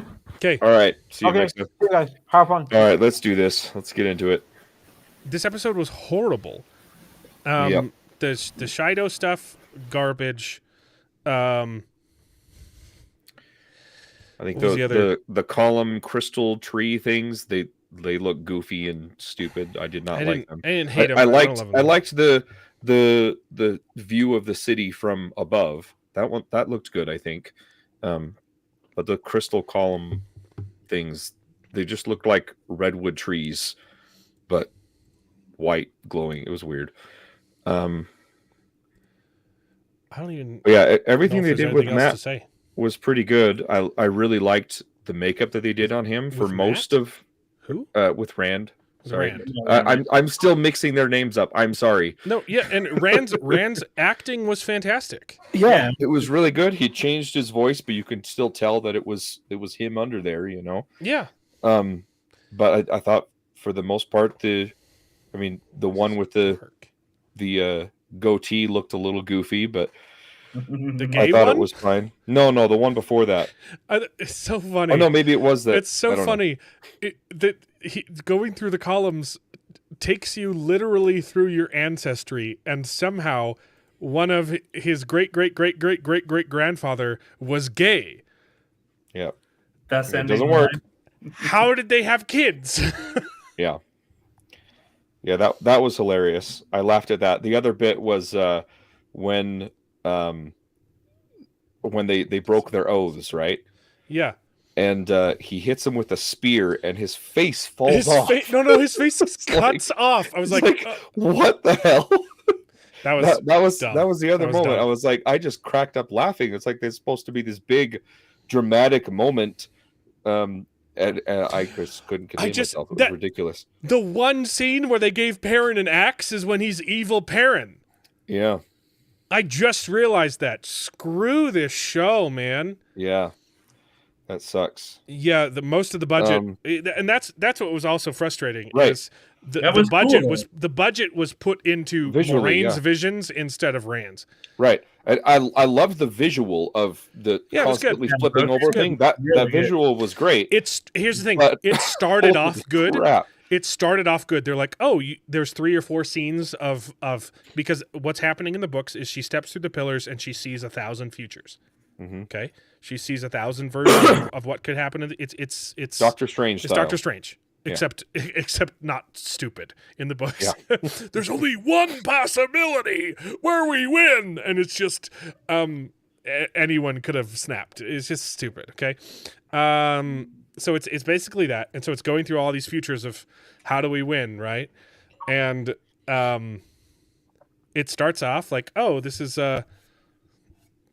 it starts off diverse. It shows 1 location, 2 locations, 3 locations, and then 4 locations. Moiraine getting killed in the same location over and over again. We ran out of locations after 4, and it's this. They did the desert thing 5 times in a row, like not even alternating between the other 4 locations. I was like, it was so really bad. It was so bad. It was pathetic. I wasn't quite sure what they were trying to go with that. It was 1,000 different futures. So there were futures where, and it is book accurate. Okay, so I'm not complaining about Rand banging Moiraine. That's book accurate. She literally says, I even saw a future where I tried dating him, and it ended in catastrophe. Okay, I don't think you needed to show them banging on camera. Yep. And then you definitely didn't need to show Lanfear and Moiraine scissoring and then getting choked. Look, Rafe has such a fascination, such a sick fetish with choking. It's happened so much in these 3 seasons. Mm-hmm. David, close your ears. When it actually happens to Min... Oh, I forgot about that part. She's just going to get turned on. Choke me harder, Rand. It's literally the most pivotal part of the books. Oh, I totally forgot. Is when she gets choked. Except that it's a good thing in the show. Everyone's choking everybody. Okay, come back. Yeah, I hate it. I hate it so much. It pisses me off just as much as it pisses me off just as much as Suwan making her swear fealty on the oath rod. You're like. But that's what the bad guys do. Stop with the choking. Am I a biologist? Yes. They used surrogates. I don't care. He's supposed to be a direct answer. Look, I will say, they did introduce an excuse for Avienda's black skin because Rand was dating a black guy, except that you got to choose one or the other because it can't be both. Yeah. That's hilarious. Yes, I am a biologist. Yeah. So the other thing that I didn't like is they're obviously setting up Lanfear to be broken from her oaths with that Sarangrial that Moiraine pulls out of the tree. Don't care. And that was peppered in. That was peppered in with Rand's visions too. And so that while I did like those, and I thought they for the most part, aside from the face getting chopped off, and that little bit, David just finished Lord of Chaos.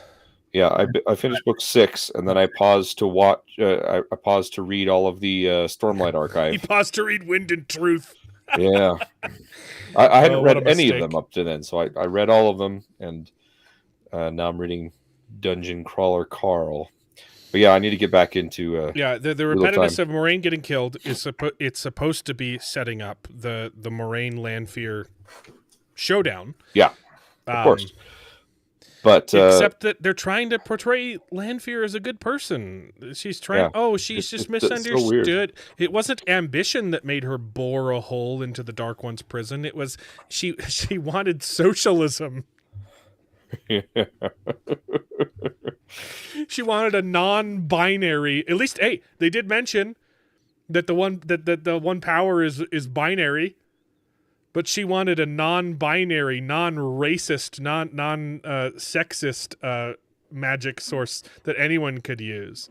Yeah, because if men can use one and women can use the other, that leaves off how does she know all the rest of the people that don't fit into that binary. Because it was in the script, Joshua. It was in the script. And the other thing about the Choden Call, or no, it's not called the Choden Call. It's called it's the Sarangreal. Well, that's the category, David. Right, I know. That's all they said in the show. No, they gave it a name. They gave it a name. It's a Ana Chanka or something like that. It's supposed to be giant, like the male one, right? They're both giant orbs. No. Or is it just the male one in the statue that was? None of that is in the show. So they've replaced all of the Angreal, the access key stuff with two Sir Angreal.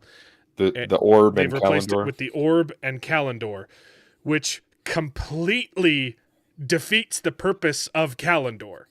They've set it up. Kalendor is controlled by men, and this I'm just going to call it the Choden Call. I know that's not what it is. Okay, the Choden Call is controlled by women.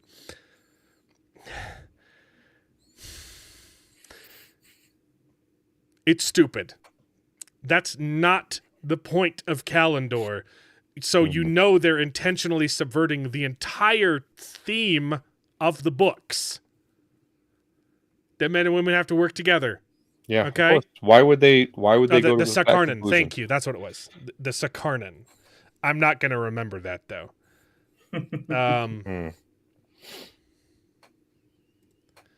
Rand's ancestor was hooking up with Pot and Fane's great-great-granddad. Fane still has the wagon. Yeah. My gosh. That's good. So they're trying to say that the Sakarnan is the access key for the female source, and that Kalendor is the access key for the male source, which is not true. Oh no, is that cracked? That's brand new. That shouldn't be cracked. Oh no. The other thing I thought was a little silly in this episode was the dragon brands just looked like paint. It looked really fake. They're metallic for some reason. It's like metallic paint. So weird. They're supposed to be like they're supposed to be tattoos, red, like burns, it's supposed to be a red tattoo, and the dragon head is supposed to be on the wrist, the hand, which is kind of important for something that happens later. When he's got his long sleeves. Well, when he loses something. So, whatever. Yeah. I think they look stupid, and I don't know why there's a green gem embedded in the tattoos. Yeah, it's a weird tattoo design. The tattoos were supposed to look metallic. I don't remember that. Oh, I thought they were supposed to. I could be wrong though. Could be wrong. It looks a little strange though. I don't know. I love the design. Ooh, dangerous for some. Yeah. I try and keep away from spoilers for David. So sorry, I don't always, succeed. I have had a couple things spoiled to me just by perusing the wiki, trying to find out who people are. Yeah, I had that. I had that happen a couple times too. Yeah, when I was reading the first time, it really sucks. I couldn't keep track of one reveal in particular. One character is like, "Oh, this person, a dark friend." I'm like, oh, "Damn it." Yeah, I couldn't keep track of Gawain and Glad. I still can't remember. I have to look up which one's which. I'm pretty sure Glad's which one was the white cloak and which one's the warder? I can't remember. But I couldn't. But I had to look them up, and I saw the fates of those characters when I was trying to disambiguate between the two. Ruined something, and it ruined a completely different character's death for me too. And I was like, oh well, great. Yeah. Yeah, you'll get spoiled. You'll get spoiled. Yeah. Just ask us. Just ask if you're lost. Ask us. Don't look on the internet. Yeah, I don't remember them looking metallic, but I could be wrong. There's a lot of things in the books I don't remember, so I've been wrong in the past. Rarely. Galad is the White Cloak. Yeah. Crazy. Gawain is pussy whipped by Egwene. Got it. The scenes of her sitting on his lap and kissing are pretty funny. Okay. A moniker for me. It's easy. Gawain sounds like idiot. What? Which he is. Galad sounds like Chad. Galad Chad. That's how There we go. Galad's the Chad. Gawain is a dumb name. There we go. Galad the Chad. There you go. Now I'll they're never both forget kind of it. Chads, though. Galad is Chad. He's the White Cloak because White Cloaks are cool. Yeah, he's. I was pretty sure he was a White Cloak. Okay. Yeah, this episode was dumb.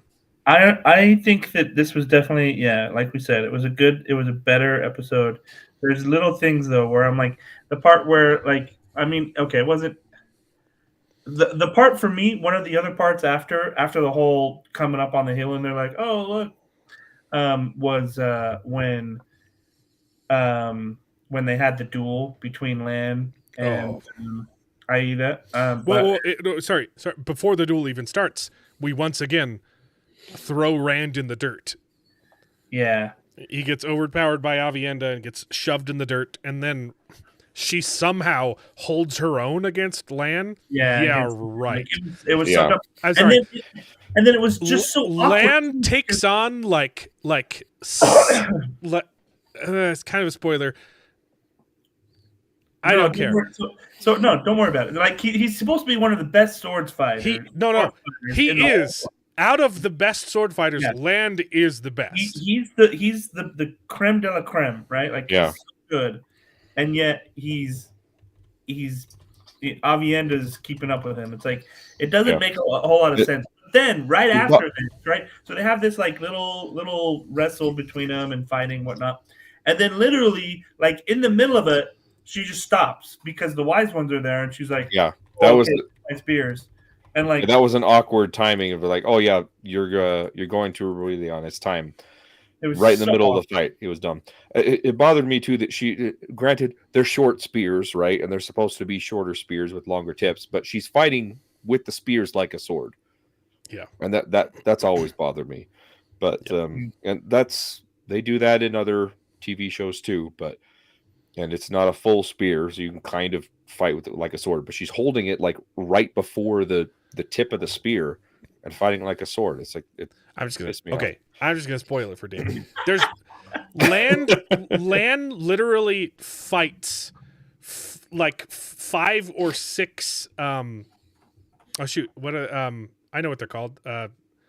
Murderall. He fights like 6 of them at the same time. And it shows he does that in the show earlier when he wasn't supposed to. No, he took on 2 of them and then got thrown into the dirt in the show. But he's the greatest swordsman of all time. He's the best. Thank you, Bazzy Man, for reminding me because I forgot how stupid that was. The wise one, she doesn't just take one of her spears and snap it over. She takes 3 spears and snaps them over her leg like they're made of balsa wood, which it's because they are. They're probably not even balsa wood. It was probably styrofoam. Yeah, they were short spears. They're kind of used like swords, but slightly different. But she was fighting it with it just like it's a sword. You know, there's other moves that you can do. Lan, he's our man. If he can't do it, any woman can. That's good. There you go. Another issue that I had with this too is right after. She look. They could have had her channel. Use the one power. Snap them. But no, I gotta break him over my leg. Okay, go on, David. Right. I interrupted you. I don't remember. Do the wise ones openly channel in the books? Because I thought it was alluded to that. Oh, they're using the one power too, but they're not weaving like the Aes Sedai do. They're just they tapping keep it a in secret from the source Aes Sedai, but they right, pretty but much they very quickly realize they're not going to be able to keep the secret from right from Moraine and Egwene. In this so one, they don't try. She just channels right in front of them. Yeah.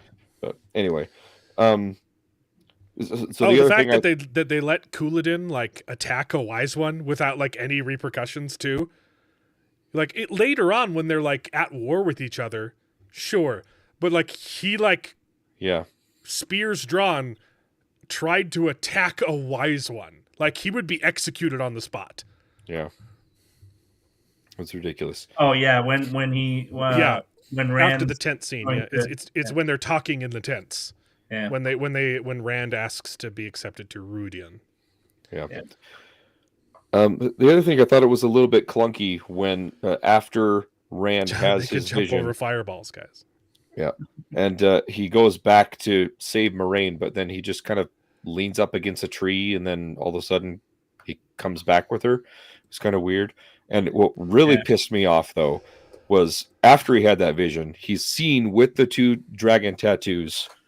And Avienda sees that he's got the dragon tattoos, so her theories are confirmed. He is the Kara Karn, and he's like, "I want to stay to help Moraine," and she's like, "Okay, whatever, wetlander." Like, you call him a wetlander after he's literally just proved that not only is he one of you, but he is like the leader of all. Like, and she was the one that went go searching for him. And she just like nonchalantly, okay, wetlander. You Avienda is a little bit obstinate in the books, but she has a reason to be. In this show, she's just a bitch. Yeah. Like it for no reason. Like it makes no sense. It's really ridiculous. It's lacking some motivation for sure. Like in the books, she's conflicted because she loves Elaine like a sister. Okay, not like a scissor. She loves Elaine like a sister, and she knows that Elaine is in love with Rand, and she also has feelings for Rand, and so she's conflicted. So she treats him like dirt because it's the only way that she can keep living without, like she can't accept her feelings for him because she doesn't want to betray Egwene. Elaine, which is even harder for her because in their culture it's totally fine. Polygamy is totally fine. And she's fighting against her desires and her entire culture because she respects Elaine so much. Yeah. And that's why she's a total dick to Rand. In the show, she's just a horrible person. It makes no sense. Yep. Yeah, her character motivation. No, she hasn't always been like that. She's like that for a very specific reason, and it makes sense in the books. Yeah. They messed up the harem. Yeah. Come on, guys. She is worse. She's worse than Egwene in the books. Yikes. I still can't. I hate Egwene's outfit in this episode too. The random leather strap. Yeah. Just so weird. stupid. It doesn't feel quite like it fits. Yeah, and I hate there was something else about Moraine's visions that was stupid. The floating in the rings bit? I don't care. It's fine. It's a visual thing. It looks cool. Yeah. I didn't hate that. But what was it? I don't know. I don't really care. I don't remember. There wasn't much to it. Show's bad. And it should the feel whole bad. thing with how Rand didn't trust her and was like, "I always have done it for you," sort of thing. That was actually the one true thing that Rand has said. The problem is, if you've read the books, that was a stupid thing for Rand to say. If you've watched the TV show, he's right. Moraine is literally trying to get them killed. Yeah. She's working with Lanfear to get them killed. Yeah, that's pretty dumb. Yeah, Moraine banging Lanfear was, I think, the only thing dumber than Avienda disarming Lan. Yeah. Crazy. Yep.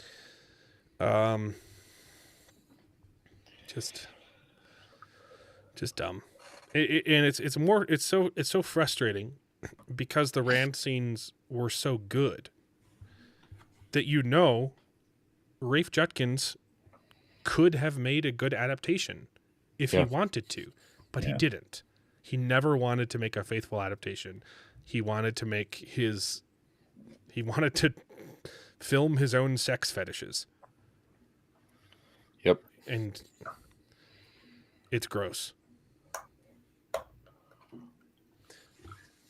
So there's a lot of just I mean, because I think like it's nice to be seeing this sort of stuff where it is good to see adaptations, right, of these books, but at the same time, it's like there's so much that is kind of like the example that you gave with like Daredevil, right, where it was seriously like one of the best scenes, but then right after that, it was horrible. Right, yeah.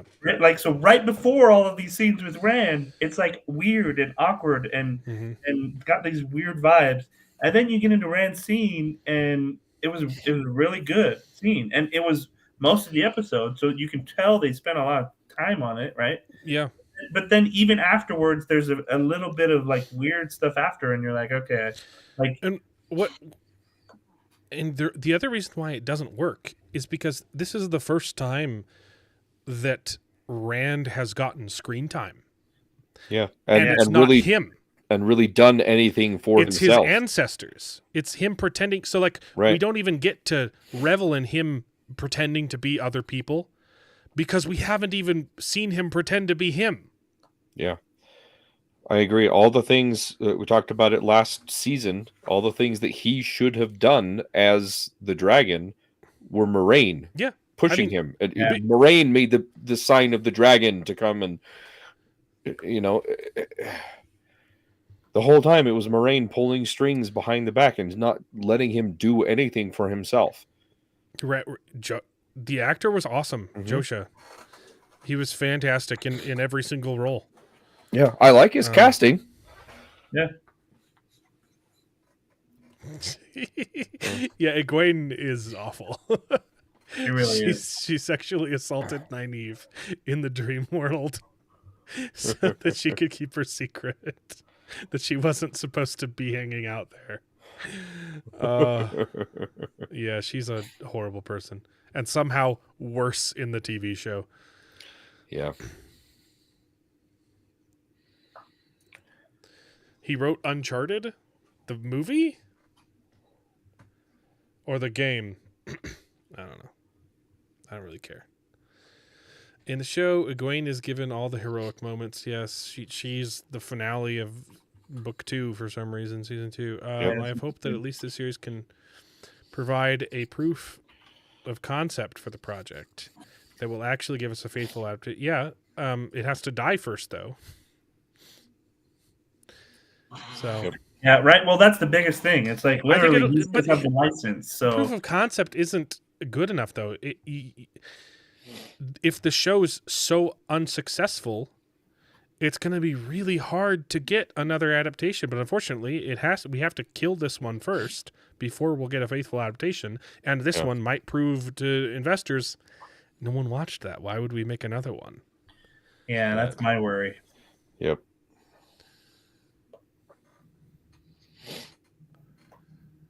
Yeah, stupid stuff. Rafe started. He didn't produce Survivor. He was a contestant on Survivor. Really? And he wrote the Uncharted movie. I hated that movie.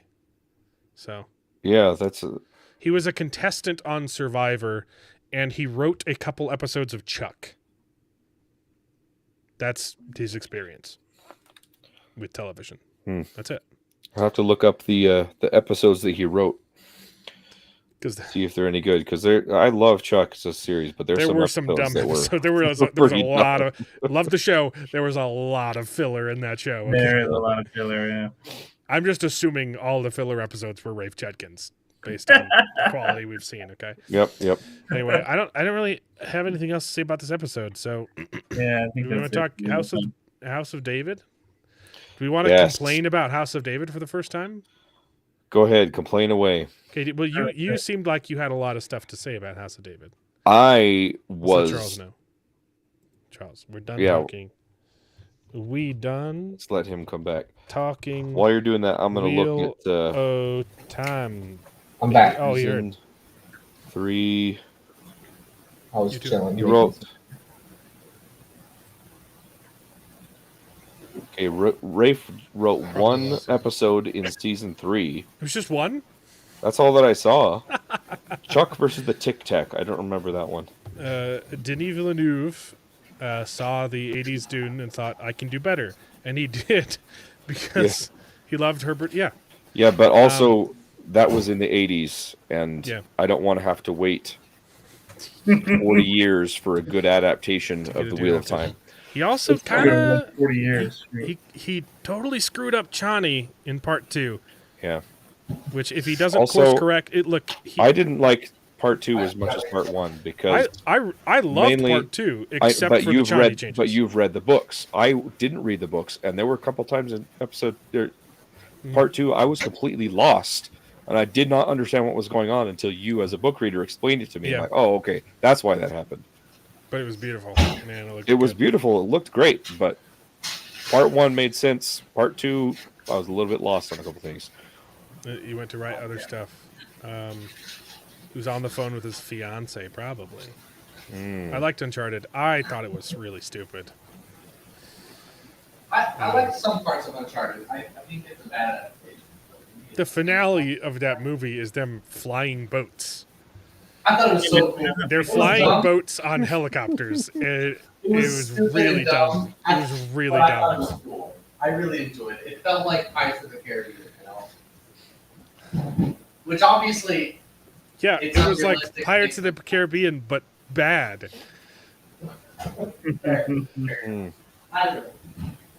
Okay, House of David. What? Slightly out of the record. Yeah. So this episode did. I just wanted to point out the forced perspective that they did with Goliath. A lot of it was green screen, but there was a couple shots that I believe were forced perspective, proper forced perspective, and it pulls it off way freaking better than Rings of Power. Rings of Power. It looked great. It looked phenomenal. That in particular, Rings of Power. Rings of Power did some forced perspective shots with Gandalf, not Gandalf, and terribly done, and the hobbits. Yeah. And it was so bad. It looked so awful, and it was completely inconsistent. Right? There's a couple shots in here that you're like, okay, that's a green screen. You can tell, but holy crap! I'm blown away with how well they have done Goliath in some of these shots. Well, okay. I also have to add to this.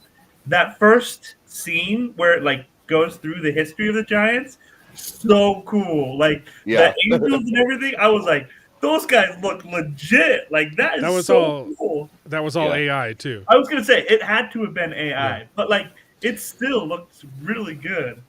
Yeah. I would have preferred if it stayed with like how it opens with like a mural and like fog. I would have preferred if the whole thing was just different murals. The AI video wasn't like 100% there for me, but it wasn't bad. I think I was so cool. Yeah. You can definitely tell that it's AI, but like you didn't know. What do you mean you could tell? You found out just now. No, I knew. No, I literally I told my wife that it was AI, but I just thought it was cool though. Like I loved how it looked, even though I knew that it was AI. Yeah. But like at the same time, like it still looked so good. That's the thing. It wasn't like you could tell it was AI that had been supplemented with, where it wasn't just like. Right. But the bits with Goliath in the arena fighting the other people, like. That was freaking seamless, dude. Yeah, the forced perspective there was great. I had to pause it several times to try. I was like, okay, I got to figure out how they did this because it was so good. The one shot where he picks up the guy, right? That was a dummy, but it looked so realistic, and you only saw him for a second. You didn't even realize it was a wax dummy. It was fantastic. Okay, it was so well done. Yeah, really well done. And the stuff with David and Mikkel, fantastic stuff. My biggest problems was the Game of Thrones stuff. The political intrigue was really, really weak this episode. First off, you've got Pot on Fane guy, right? You got the Pot on Fane character who kind of disappeared for like the last 2 episodes. He was in like episode 2 where he kills Samuel's assistant guy. Yeah. And he's supposed I thought he wasn't working for the king, he was working for the king's advisor, right? It was the king's advisor Yeah, who but I thought hired he was him. working. Hey, go find out who Samuel anointed, right? Yeah. That it's brought up in 2 and then kind of just forgotten about. And then and then we see him in this episode and he's talking to the kid. Yeah, that like I have no Like idea. there were some dropped balls this episode where characters knew things and it was implied that like, oh, this is a big reveal, but you're like, I don't know how this character found this stuff out. Like even the first scene with David and Mikhail, where she confronts him and says, "Why didn't you tell me who you were?" I had no idea what she was talking about. Was she saying, "Why didn't you tell me you were a bastard"? Yeah. Yeah. Because that's what she. I think that's in the previous episode. Her mom tells her that he's a that he was an outcast. Yeah. And then the very end of the episode, she sees him sitting on the throne. And previously in this episode, I like that. Her sister says, in the previously on segment, they and even the beginning of this episode, they were tying in that theme of, oh, my mom told me that people they're just going to use you for the throne. So I thought that's the angle that they were going to take for this episode of her saying, hey, you're just using me because I saw you sitting on the throne. You're just using me to gain influence in the court. But that's not what. Instead, she's like, I'm mad that you didn't tell me you were a bastard. Yeah. Yeah. I agree. Yeah. It was just confusing.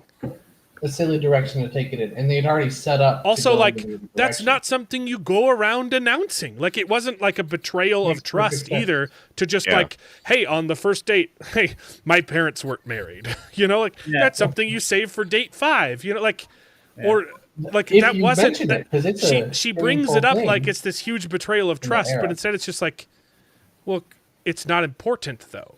Yeah. And they could have focused on something that was way more important, and they didn't. That was confusing for me. And then the Pot on Fane character, I'm gonna keep calling him Pot on Fane because he should be Pot on Fane. He's fantastic. He's super creepy. He kind of disappears for 3 episodes, and then his allegiances are like, flip-flopping this episode, but it's not set up at all. Like, he just shows up and he teleports between the 2 kingdoms magically, and you're like, if you're going to have a moment, a reveal like that where, hey, I'm secretly working for the bad guys, you need to set it up. It was just like, hey, I'm getting secrets for this, but he never actually tells the king any of the secrets. He never tells anyone what he learned from Samuel's assistant guy. He never tells anyone what he learned from the kid. The kid and I don't know why it was important for him to talk to the kid, because he only learned something that he already knew, which was that Samuel was trying anointed someone else to be king. It was played off like it was this big reveal that everyone already knew. This episode was a little confusing. There was just some balls that were dropped that I don't even understand why they were in the air in the first place. So, my least favorite episode so far, and then the whole his plan to get Goliath to join the enemy was, I'm gonna stab his mom. I'm gonna stab his mom and pretend that it's Saul. You're like, okay, that's almost that. Right. I gotta call balls and strikes. That's just as stupid as Elidas' plan.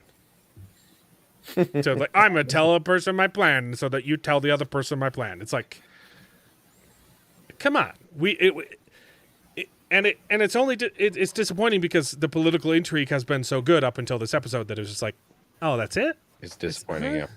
Yeah, I agree with you. That's it.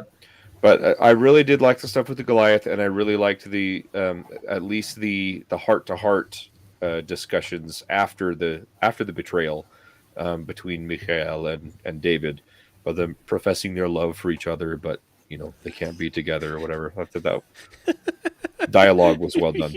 Your love swing. Looks like Calanfear would like it. Yes. The Severance ended this week. We'll talk about Severance too. Mm-hmm. So, yeah. Yeah, I still like this episode, but I it's good. agree. It was a good some of episode. that political It's the intrigue worst behind one. the scenes It's was the worst episode. Yeah. Definitely agree. But it also had some of the best stuff with David. So Yeah. it's basically it's basically identical to the Wheel of Time episode this week. It had some of the best stuff and the worst stuff. Yeah.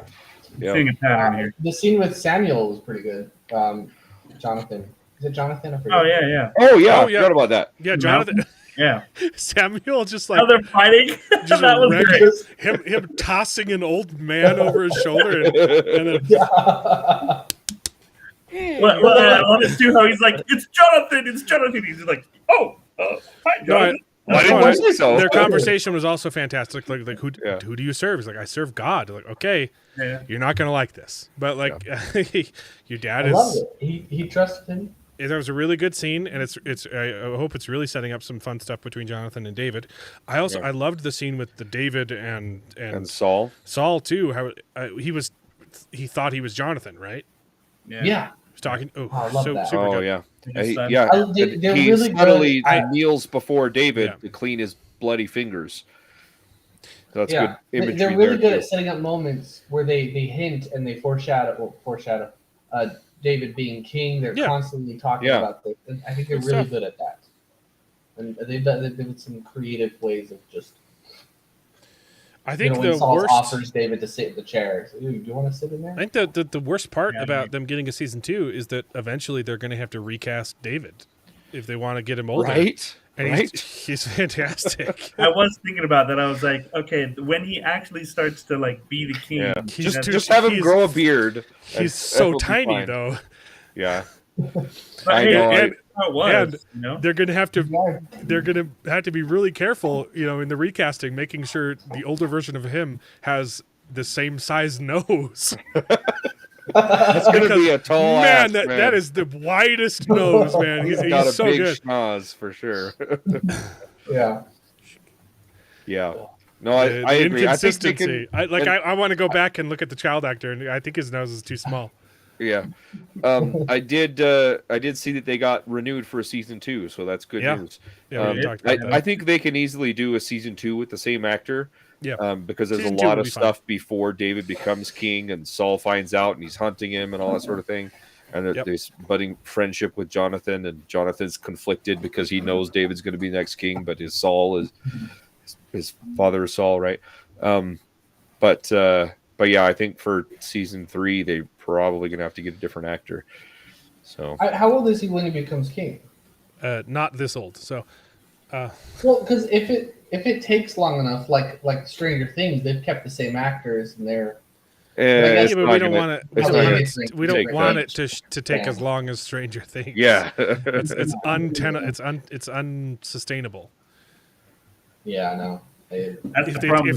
if they take that long, that's bad. Yeah. David became king at 30 years old. Yeah. There's no way this guy pulls off 30. Yeah.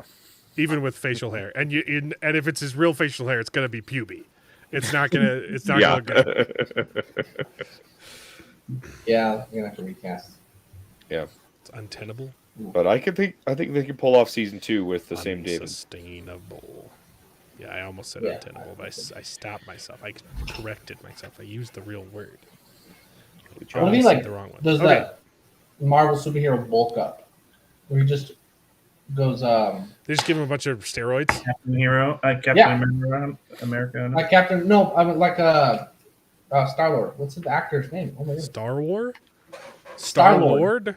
Oh, Chris Pratt. Chris Pratt. Oh my goodness. I mean, he Oh, almost yeah, got, right. You know, It's not in just Parks like and Rec. it's not just bulk though. It's like Yeah. girth. He needs to be taller. Girth, yeah. So it is not Yeah. girth.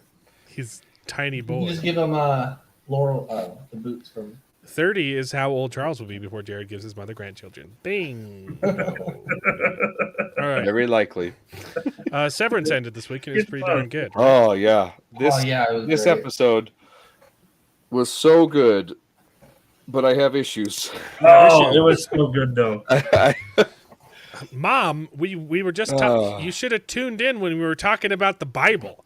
Yeah. Now we got to talk about all this David. worldly stuff. Now we're talking about Are we done Severance. talking about the House of David? I don't we have were talking anything else about to say. Mom, we're talking about House of David. It's a really good show that you need to watch. It's about David. It's really good. And Goliath. It's fantastic. It's like The Chosen, but Yeah, I as know much girth budget doesn't and mean good. tall. I mean both. He needs to be wider and taller. You can't just add muscle onto a little twig of a boy.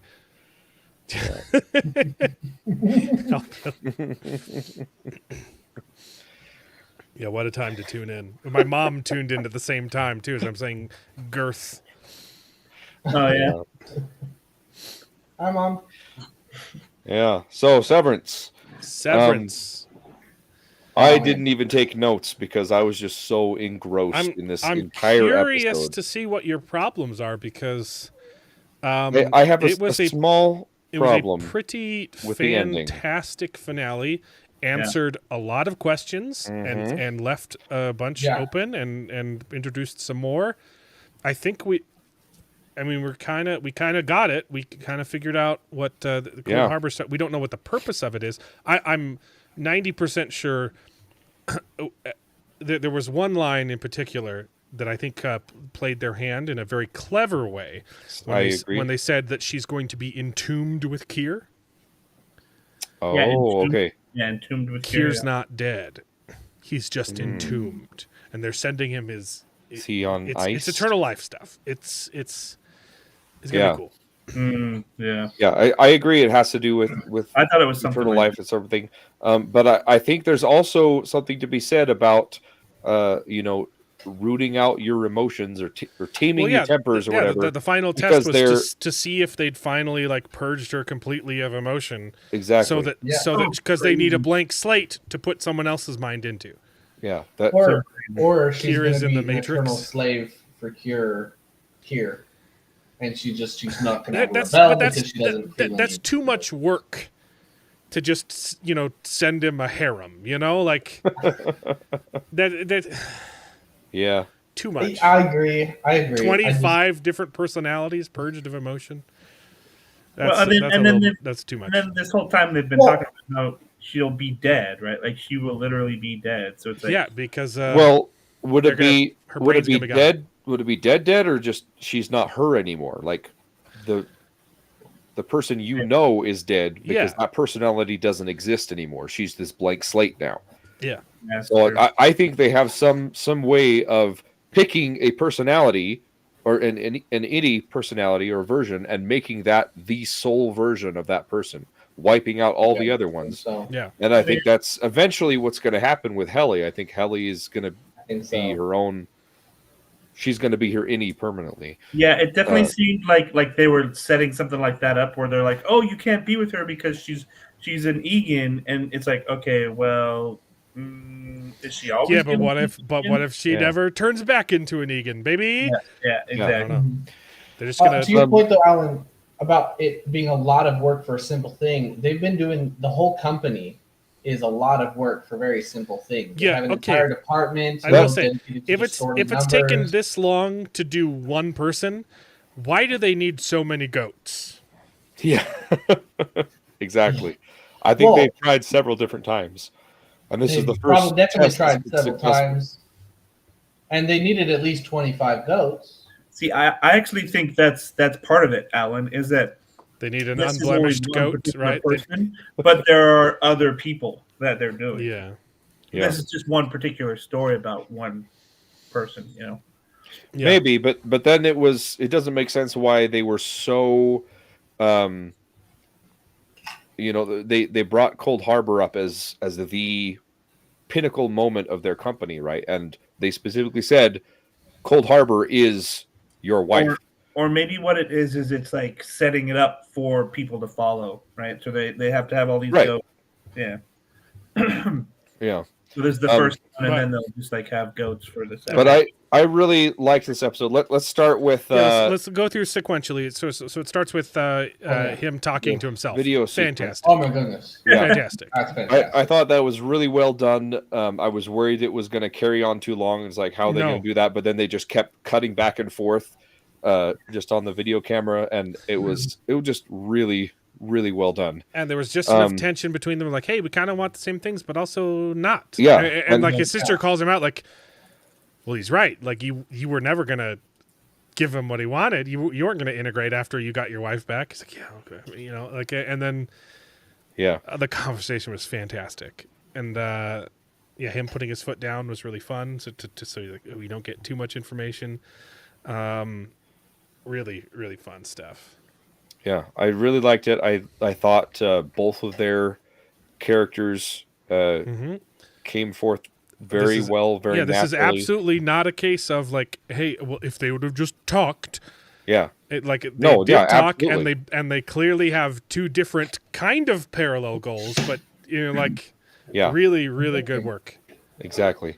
So I really liked that a lot, and it showed any Mark's apprehension to to go with anything. So I liked that. It comes back and causes some issues in the end that I have problems with, but yeah, I really, really liked that bit of it. And the way that it ended too is like, hey, if the next thing I see is not walking into the elevator, I'm gonna. And then it does, and he walks out, and it cuts so like you don't get that's good. It skips all the filler, and you're just like, what's gonna happen now? It's so good. It's so well done. That's what I love about this show is that it is so thoughtful about the progression of the scene. And also the visuals that you're seeing, right? Like the colors that they're showing, the transitions, like it is so thoughtful, and everything makes sense and is like, it's complex and exciting. Like, I love it. And then I will say though, there were several times when he was running through the halls, and I thought they were going to do the same sort of cinematography that they did with the first scene. And you didn't need it. It would have been too much. Yeah, I didn't. I was expecting it, and I felt kind of disappointed. But it was still good. Not a. Well, but even with that though, Charles, like it was how they had the strobing of the white, like and the red, like it was very artistic. Even how they did that running through the walls, it was different, but it was very intentional. Yeah, and I think you're right, Jared. I think the way they filmed it is very, very intentional, because the first time he's running through the halls and the camera's following him and panning around, and it's more or less going with him, right? But you do see from different angles. This time it's him coming up to an intersection and the camera's going around, and he's just kind of like, which way do I go? And he's going. It's shot differently to convey different emotions, right? Right now it's just pure chaos, and he's just trying to make his way through the maze, right? The other one was showing he knows exactly where he's supposed to go. He's trying to go to find Miss Casey, right?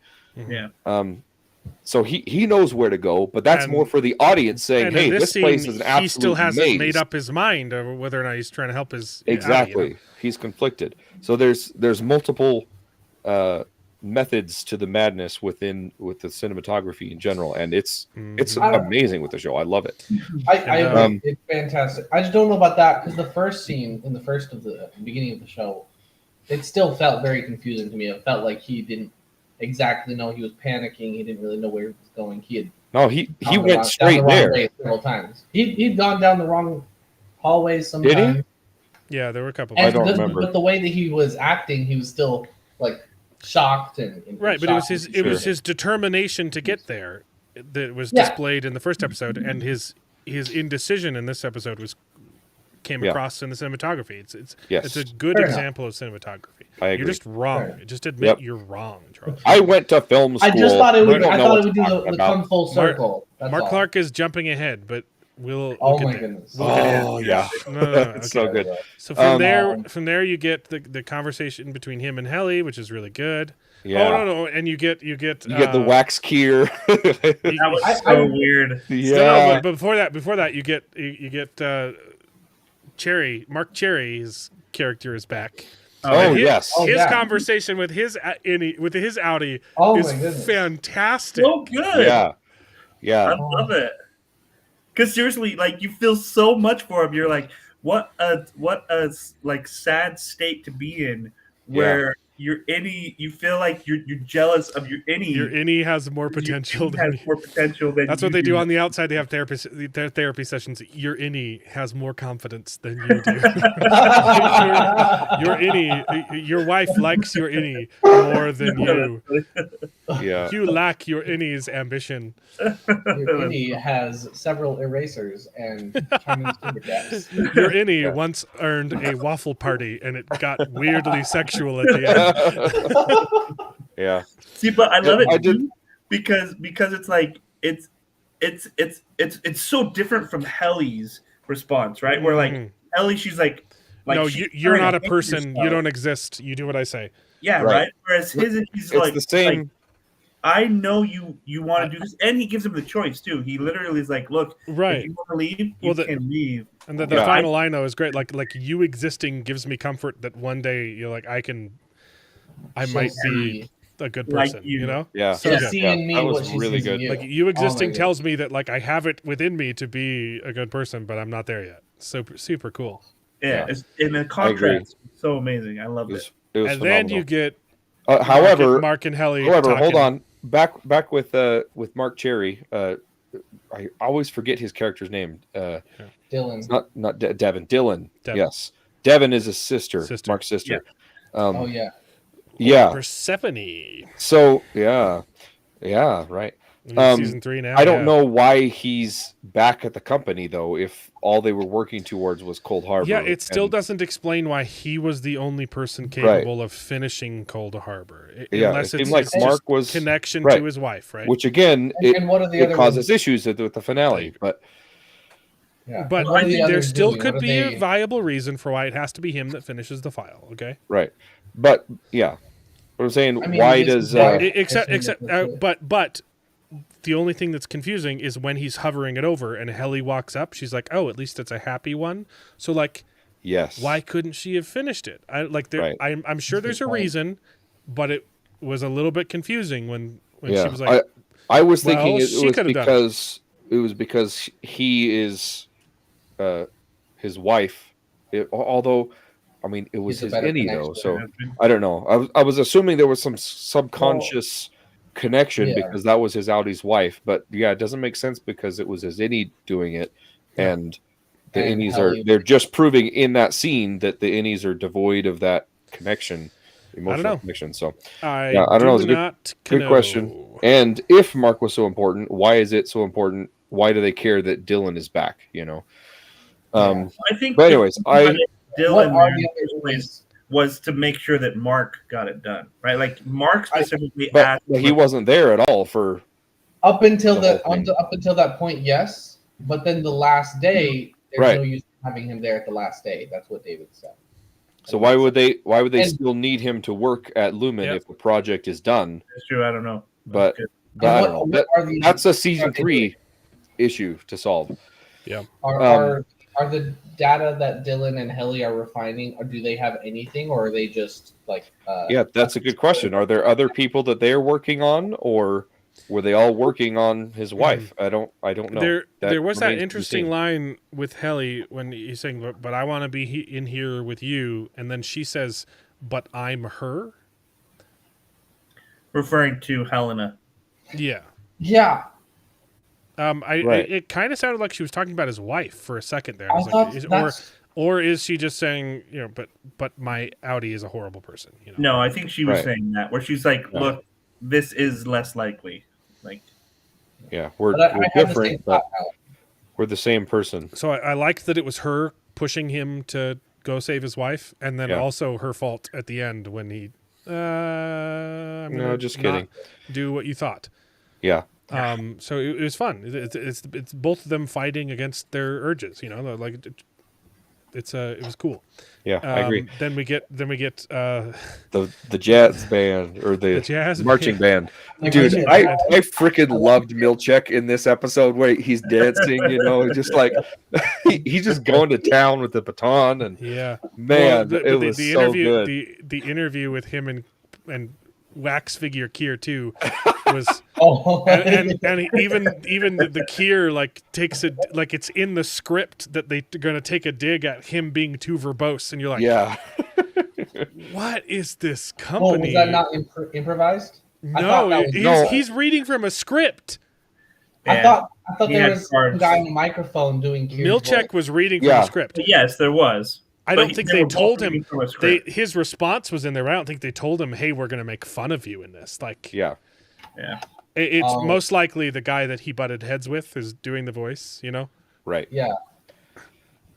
Um, I thought it was great, man. Thank goodness you didn't write the appendix. It would have burned. Yeah.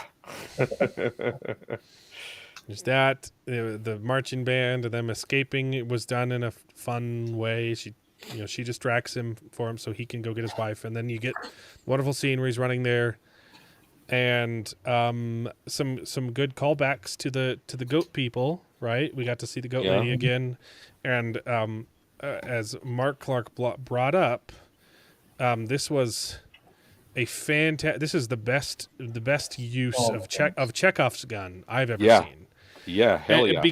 Because it started off by subverting your expectation a little bit. When they bring it up, my wife and I were both like, okay, so she's gonna pop out and kill the guy while he's like strangling Mark, and then that doesn't. She uses it, but then doesn't want to pull the trigger, so it leads to an even a funner fight scene. And then when they do fire the gun, It's completely by accident. so good. Okay, in a second, I'm gonna switch. You stay. Yeah. That was so good because I was thinking in my head, like, what's he going to do? That's the perfect opportunity when he switches for the guy to overpower him So because he doesn't know what's going Like on. it And could it's not like, have been holy done in a crap. better way. Like I I thought they were gonna go with, oh, she's just gonna pop out and shoot him in the head, and he's gonna get blood all over him while he's getting strangled. Yeah, me too. Yeah. And then it didn't happen. I was like, okay, I like this. And then it happens, and just exponentially better than I could have imagined. Oh my goodness! And then, of Although- course, like, can you imagine waking up and your blood splurting all over you? You just got this gun. This guy falls dead. Oh my goodness! But, Yeah. that's never. Wow, Well, Charles. well, that's what I love about that. Charles is so close-minded. He can't imagine what it's like to be a woman on her period. Wow. Okay, You'll get there, bro. Some people you'll they go understand. through that every month, Charles. Okay, Don't worry. and Yeah. and you if such a bigot. Yeah. Well, Okay. that brings up another issue that I had that I forgot about. That Game of Thrones chick was fighting with this big burly dude in the hallway. She's and granted, huge, though. She is a giant. She is. Yeah, that's to say she was is getting, jacked. She was getting And her she butt does get kicked. She was getting her butt kicked a lot, but she was holding her own a lot more than I would expect to have, because this guy is freaking huge too. Yeah, she was Right. fighting better than Charles, Mark was. men can have periods too. See, So here's the thing. internet I'm tells worried about, if she's facing me at night and then she's on her period and then it starts splattering everywhere, I'm in the danger zone. So all you think about is yourself, Charles. No, Good I'm luck. saying- Good luck in your future I'm saying I marriage, could be in that Charles. situation if that's the case. Yeah, I think Think- you and your think fiance about- had to talk. Literally Yeah. anyone other than yourself for let me tell you something, one Charles. second, Charles. Oh, hey Mexa. Yeah. Hi guys. Never fight a woman in her period. That's the only chance she has to beat you. That's Yeah. the only possible way that she has to beat you, because she's gonna go mad. She's going to start, ripping your balls out. I don't know, bro. Like, they go crazy in their periods. Yeah. No, I would. I mean, I'm literally talking out of experience. Yeah, Sadly. but yeah, that use of that Chekhov's nail gun was gun great. thing was really good. Yeah, Yeah. he finds his wife. convinces her. I feel Oh, like that bit with the handprint with the blood tie, that was great too. Oh yeah, the second it happened, I was like, you're covered in blood, bro. You're covered in blood. I know. Good. But it was but great. the realization was great. He's like, oh, it pricked my finger. I need blood. Oh, she just went away. I probably needed her handprint. Oh wait, I got it right here. That it was fantastic. Him getting his wife to come out. Yeah. Yeah, imagine how they got from A to B. It just the worst works. part, doing all that work and then going to the room and then not having his wife recognize it is just like devastating. Yeah, He gets her out. I will say that it was. I feel like the other guys are taking a little bit too long to respond to what's going on. Like the guy's just sitting there watching on TV, like maybe. Like, oh no, what's going on? Go stop. Well, I think at first though they are far away. They are far away, but they're also wondering Curious what's to going to see happen, what- right? yeah, 'Cause yeah. They're saying like this is her husband. If taking apart this crib didn't elicit an emotional response, and he still doesn't elicit an emotional response when he's in the room, then but yeah, I agree. So now They should have said is where you someone ask the faster. question: if you wake up with no memory, and you've been told to disassemble a crib, and then a guy who you don't know walks in completely covered in blood, saying, "Hey, we gotta go." Do you like? Is that the kind of person you'd want to marry? Would say yes to that? Yeah, I don't know. I don't know. But that's what I loved That's about psycho. these That's transitions. psycho relationship material. That's what I loved about these transitions is literally like he manages to get her to go with him, right? And then as soon as she goes out and like turns into Gemma and is like, Mark, and like they have that intimate That was moment good. where they're like, yes, like we finally got to have each other back. It was so and then they go in the elevator again, and he transitions back to any Mark, and he's like, "Whoa, it was so good." Well, she transitions too. They're like, "What is going Yeah, on? what is transpiring?" She turns back into therapist Miss Casey, right? It was so good. It was so well done. Where you've got like all of these different levels, right? Like that's what I love about it is you literally go from one transit like interaction where there's like this very and I don't know if you guys watched the after the No, I didn't. but like they basically were like okay, they basically took turns and then they reversed it, right? So like you had Mark who was the one that was like he was conscious and then he helped her come out of it, right?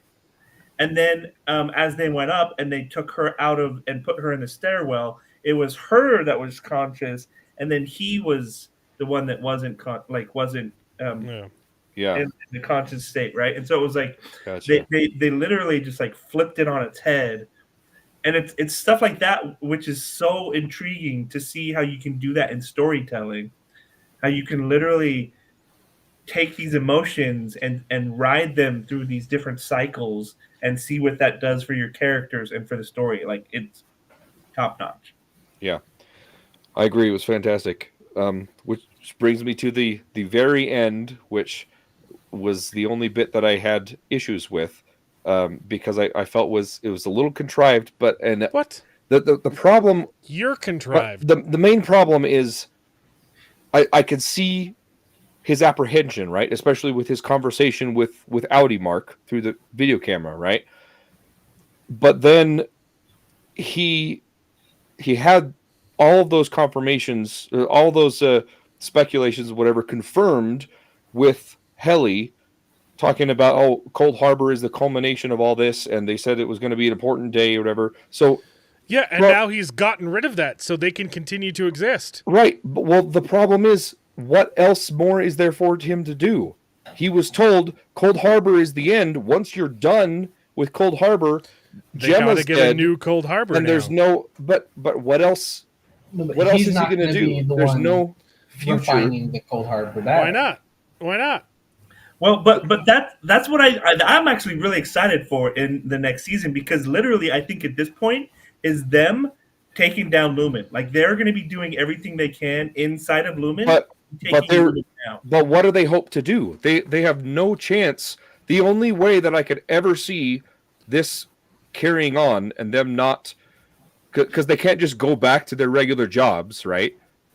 That's essentially what they're saying is we like our lives inside and we don't want to give that up, right? That conversation was great though. Like, yeah, it's all we have though. Yeah, no, I really like it. All of that's good, but given the context of the whole program, and he realizes, hey, this is the end of the thing. This is the end for me. They don't care about anything besides finishing Cold Harbor, and then all of a sudden he's like, no, I'm going to stay. But he just unfinished Cold Harbor. He just but they're not going to Cold Harbor out into the wild. But they're not going to trust him. They're not going to trust him to continue to work for the company at this point. He just killed the dude. So the only way that I can physically see this happening, he didn't do it. The only his Audi killed the dude. Okay, whatever, bro. He was in on the plan.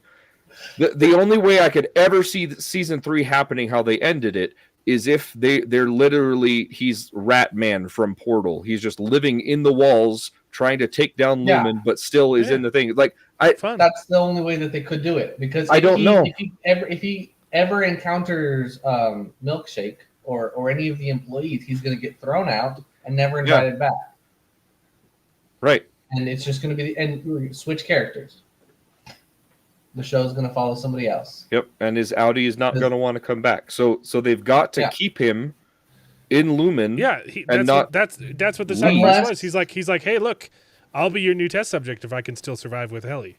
Right, but they're not. Unless the company's not going to trust him. That's the problem. They're not going to work with him after what he did. Absolutely not. No, they're not. Unless I don't understand. Like, I understand his motivations. Right, but I don't understand the. It end wasn't product. supposed to be a rational decision. They were very both. They were very clearly acting on their emotions over their rational brain, because they both. Yes. They both decided in the conversation, hey, it's not going to work. But then they decided. Right. Let's try. Try what? Just let's not give up. I don't understand. Let's I don't try to continue. It's probably not going to work out well, but it's called a Hail Mary, David. Okay, they're throwing it across the entire football field, and maybe Miss Cobell catches the ball. Okay, who knows? Maybe. Well, and maybe they do manage to live in the walls, to live with the goat people. I think somebody. It's going to make a really interesting season 3. Okay, I agree. And here's another aspect of it too, is like when they were going back up the elevator, the guy literally was screaming, "Hey, you're gonna kill them all!" Yeah. Right. So like, there's that sort of thing too, where I'm like, okay, well, so what does that particularly mean? Is it all? So he's gonna stay and try and find a way to not kill them all. Are they gonna try to save all the enemies? So I think there's a lot of questions. Or kill all of the Gemmas? For sure. Yeah, I agree. I'm excited about that. Yeah. I just don't know where they're going to go for it, and it's weird. I know. I love it. I loved everything about it. I have no idea where they're going to go, and that's thrilling. It is thrilling. It's exciting. But I just thought that irrational decision at the end didn't make sense for his character, even though I thought it made perfect sense, because if he leaves, there is no season 3. Well, that is part of it too. I know. That's why I thought it was contrived that he stayed. It's like, we have to stay because we need a season 3. It was perfectly set up for why his character in that moment would say, "Screw it, I'm going to try and save everyone else." You're crazy. That might have been the case before this episode, but after everything happened at this episode, I can't see how he could possibly. So just give up on your friends. Just give up on your friends. It's okay if they can just stop existing, David. I'd give up on you too, especially if you're acting like this. I'm saying, what Lumen possibly do with him? How could they trust him with anything? No, I'm not saying. Why would they? Think the only possibility is he's living in the walls. I think he has to live with the goat people, live in the walls. A refugee inside Lumen. Live with the something. But the thing is, that works in Portal, because Portal is so massive, but Lumen's not as massive as Portal. So I'm kind of curious how that would work. Or maybe it is. We just don't know. Maybe it is, because it is all underground. Yeah, like we only know of certain departments that they've shown us. Like, we don't know how big this organization actually They have a whole department just for celebrations and merriment, right? All they do is play music. Like, I think they could very easily have him just, like, be hiding, and, like, try to save everybody. Like, Although the other thing is that they could easily just turn the back to the Audi if they just go into the control room and did what they did with Heliar all the time. So even why would they do that though? Why would they want Audi Mark? Because if they're hiding, if he's with Heli, first of all, if he's hiding with Heli, yeah, he's holding Helen hostage, man. They're gonna have to do what he says. But the other thing is that also Mark Audi wants to leave. So why, if they do the like reverse overtime contingency, whatever they call it. The show completely shifts now, and it's going to be his wife doing macro data refinement on him. Yeah. It doesn't get to that part. But it's definitely going to be his wife outside, and now she's going to have to be trying to get him out. Like, that's why I'm so excited. I'm excited to see where they go. I just, There's a lot great. of questions. I was one because the whole time I was wondering. I'm like, I don't know how they'd. It seems like they're just going to end the show on season 2, and then they had that twist at the end. I was like, that's fantastic. That's a great way to keep the story going. Yeah. And it didn't feel contrived to me at all. David, you're just a baby. You're just a little man baby who doesn't like fun things. Yeah, that's me.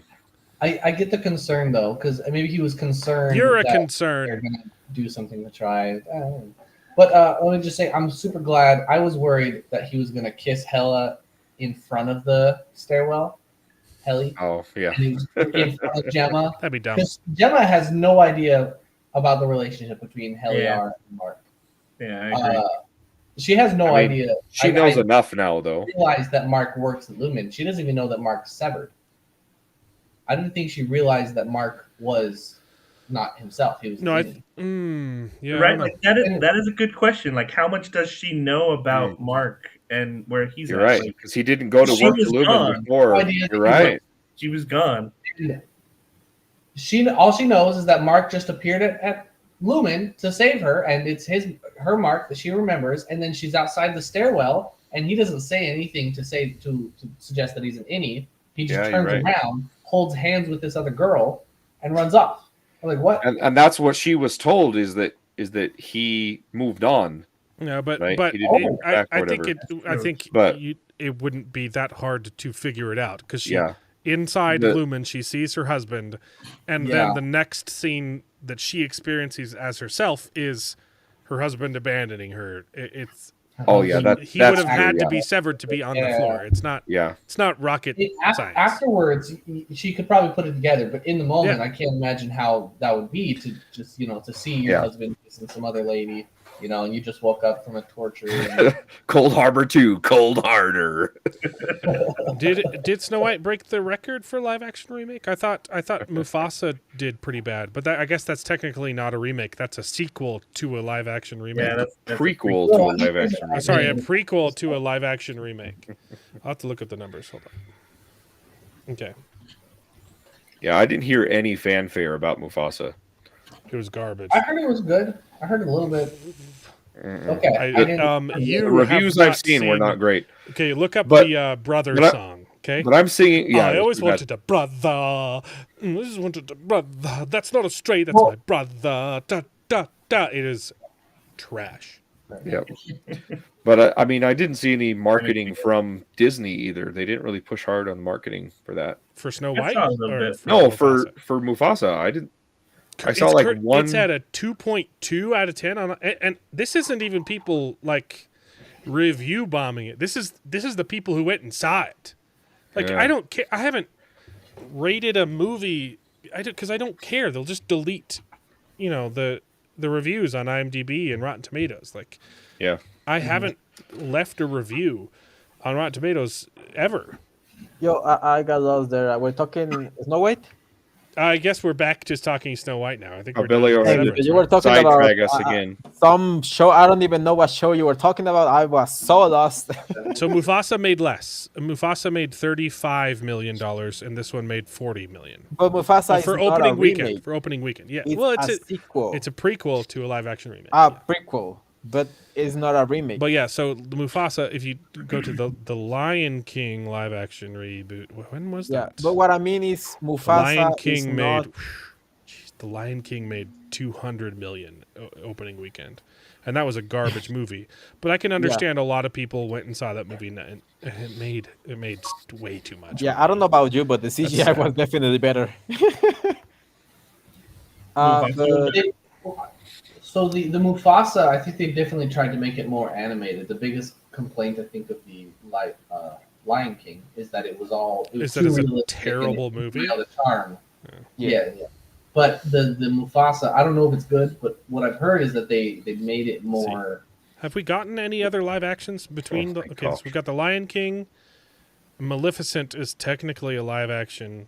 Mistress of Evil. That was their first one. The second one, the sequel came out right after The Lion King and did horribly. It made 36 million opening weekend. Cinderella was the first major live action. And then Mulan was the Beauty live and the action one, Beast, but Mulan. we don't have box office for that one because that was during the pandemic. And Cruella as well, we don't really have box office information for. No, it went to theaters. It made 20 million in theaters. But is Cruella a live action remake of 101 Dalmatians? No, it's pandemic. a prequel to No, 101 It's the same as Maleficent. Pinocchio The live action. also didn't go to theaters. Yeah, that was straight to Disenchanted Disney Plus, didn't right? go to theaters. Mm-hmm. Strange World, that's not live action. Little Mermaid. Okay, so the Little Mermaid made that's gross. Forgot about that one. The Little Mermaid made 90,000 opening weekend. 90 million. 90 million. I keep saying thousand.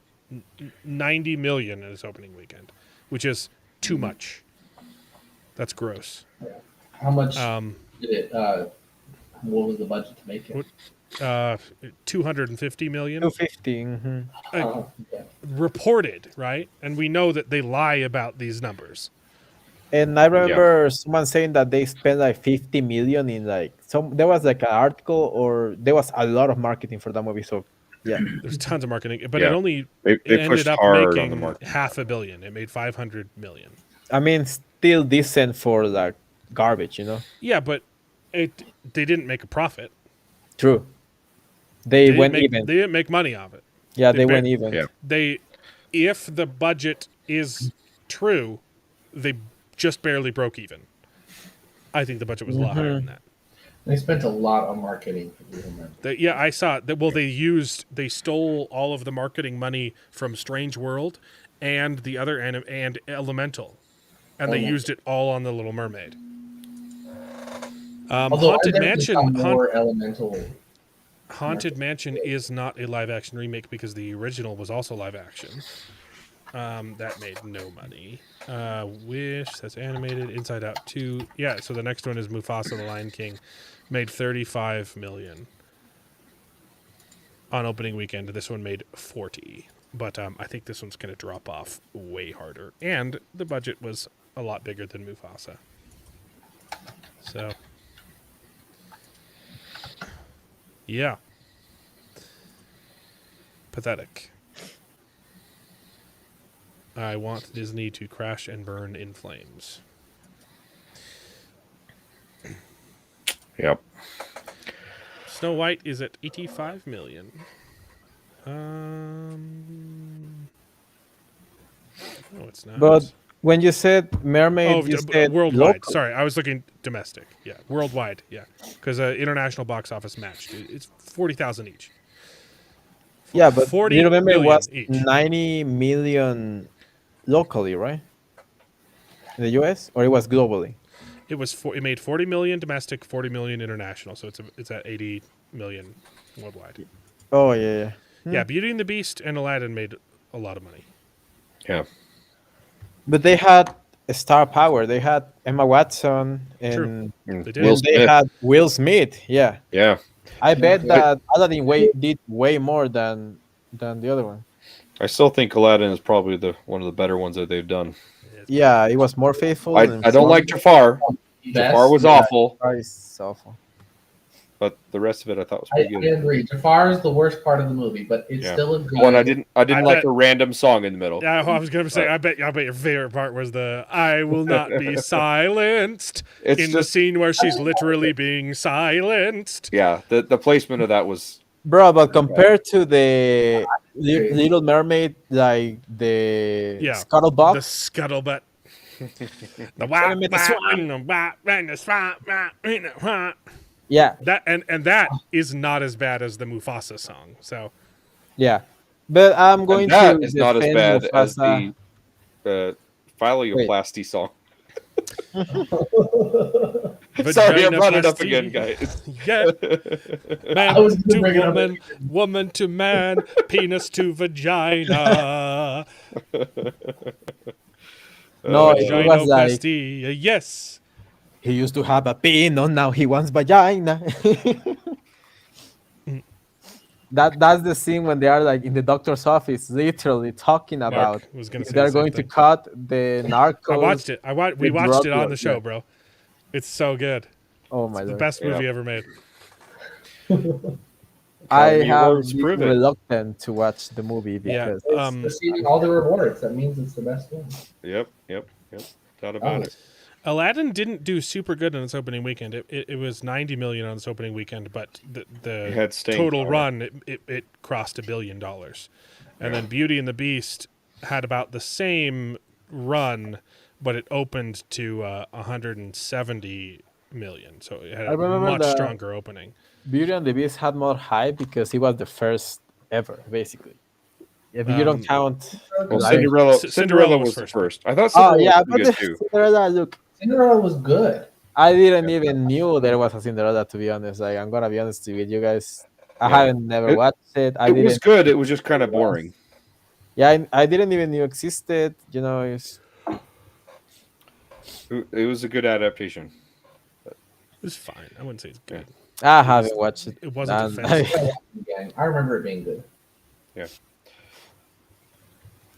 I watched Beauty and the Beast and I watched Aladdin, and there were meh. You know, they were not that bad. Yeah. The Jungle Book was kind of weird. Oh, the Jungle- And yeah, the Jungle Book. Jungle Book was all right too. Yeah, it was alright, but I don't know. The bear was kind of off. Yeah. Yeah. Yeah, it was weird casting. That's what you get when Yeah. realistic looking animals try to sing. Yeah. Yeah. And in Mexico, they didn't get the original. Obviously, they didn't get the original actors because they probably were passed away. Because it's an old movie, but yeah, it was very weird to watch it in Spanish after watching the original in Spanish. You know. Yeah, if you want to like rewatch your favorite cartoons in the past, watch them in Spanish. The dubbing is very good. The singing and all that. Hercules, very good. Here's the thing, Albelio. I won't because I'm not watching that filth. Mhm. I always wanted a brother. Yeah. Yeah, there are better movies incoming to watch instead of there's a Peter Pan assassin because Peter Pan lost it's now public domain, so now they can make Peter Pan in blood or something like that. I thought they were doing they're doing a Steamboat Willie horror movie, but I saw they're also doing a Popeye horror movie. Yeah, I didn't hear about Peter Pan.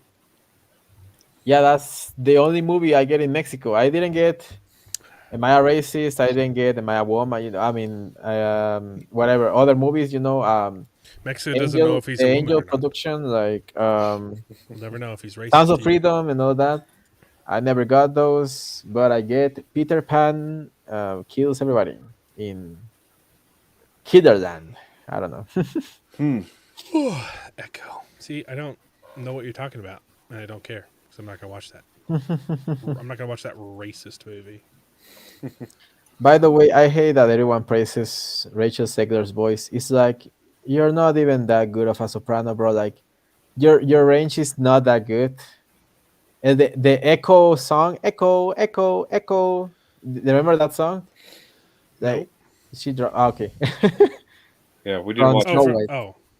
Yeah, from Twitter. I saw like the scene in Twitter, and it's like it's are you talking about the song where she's singing into the well at the beginning of the original movie?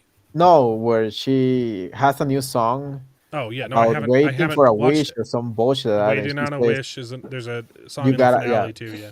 to get a wish, you gotta echo, echo, echo," and yeah, it's very retarded. I'm sorry, very I don't dumb. care.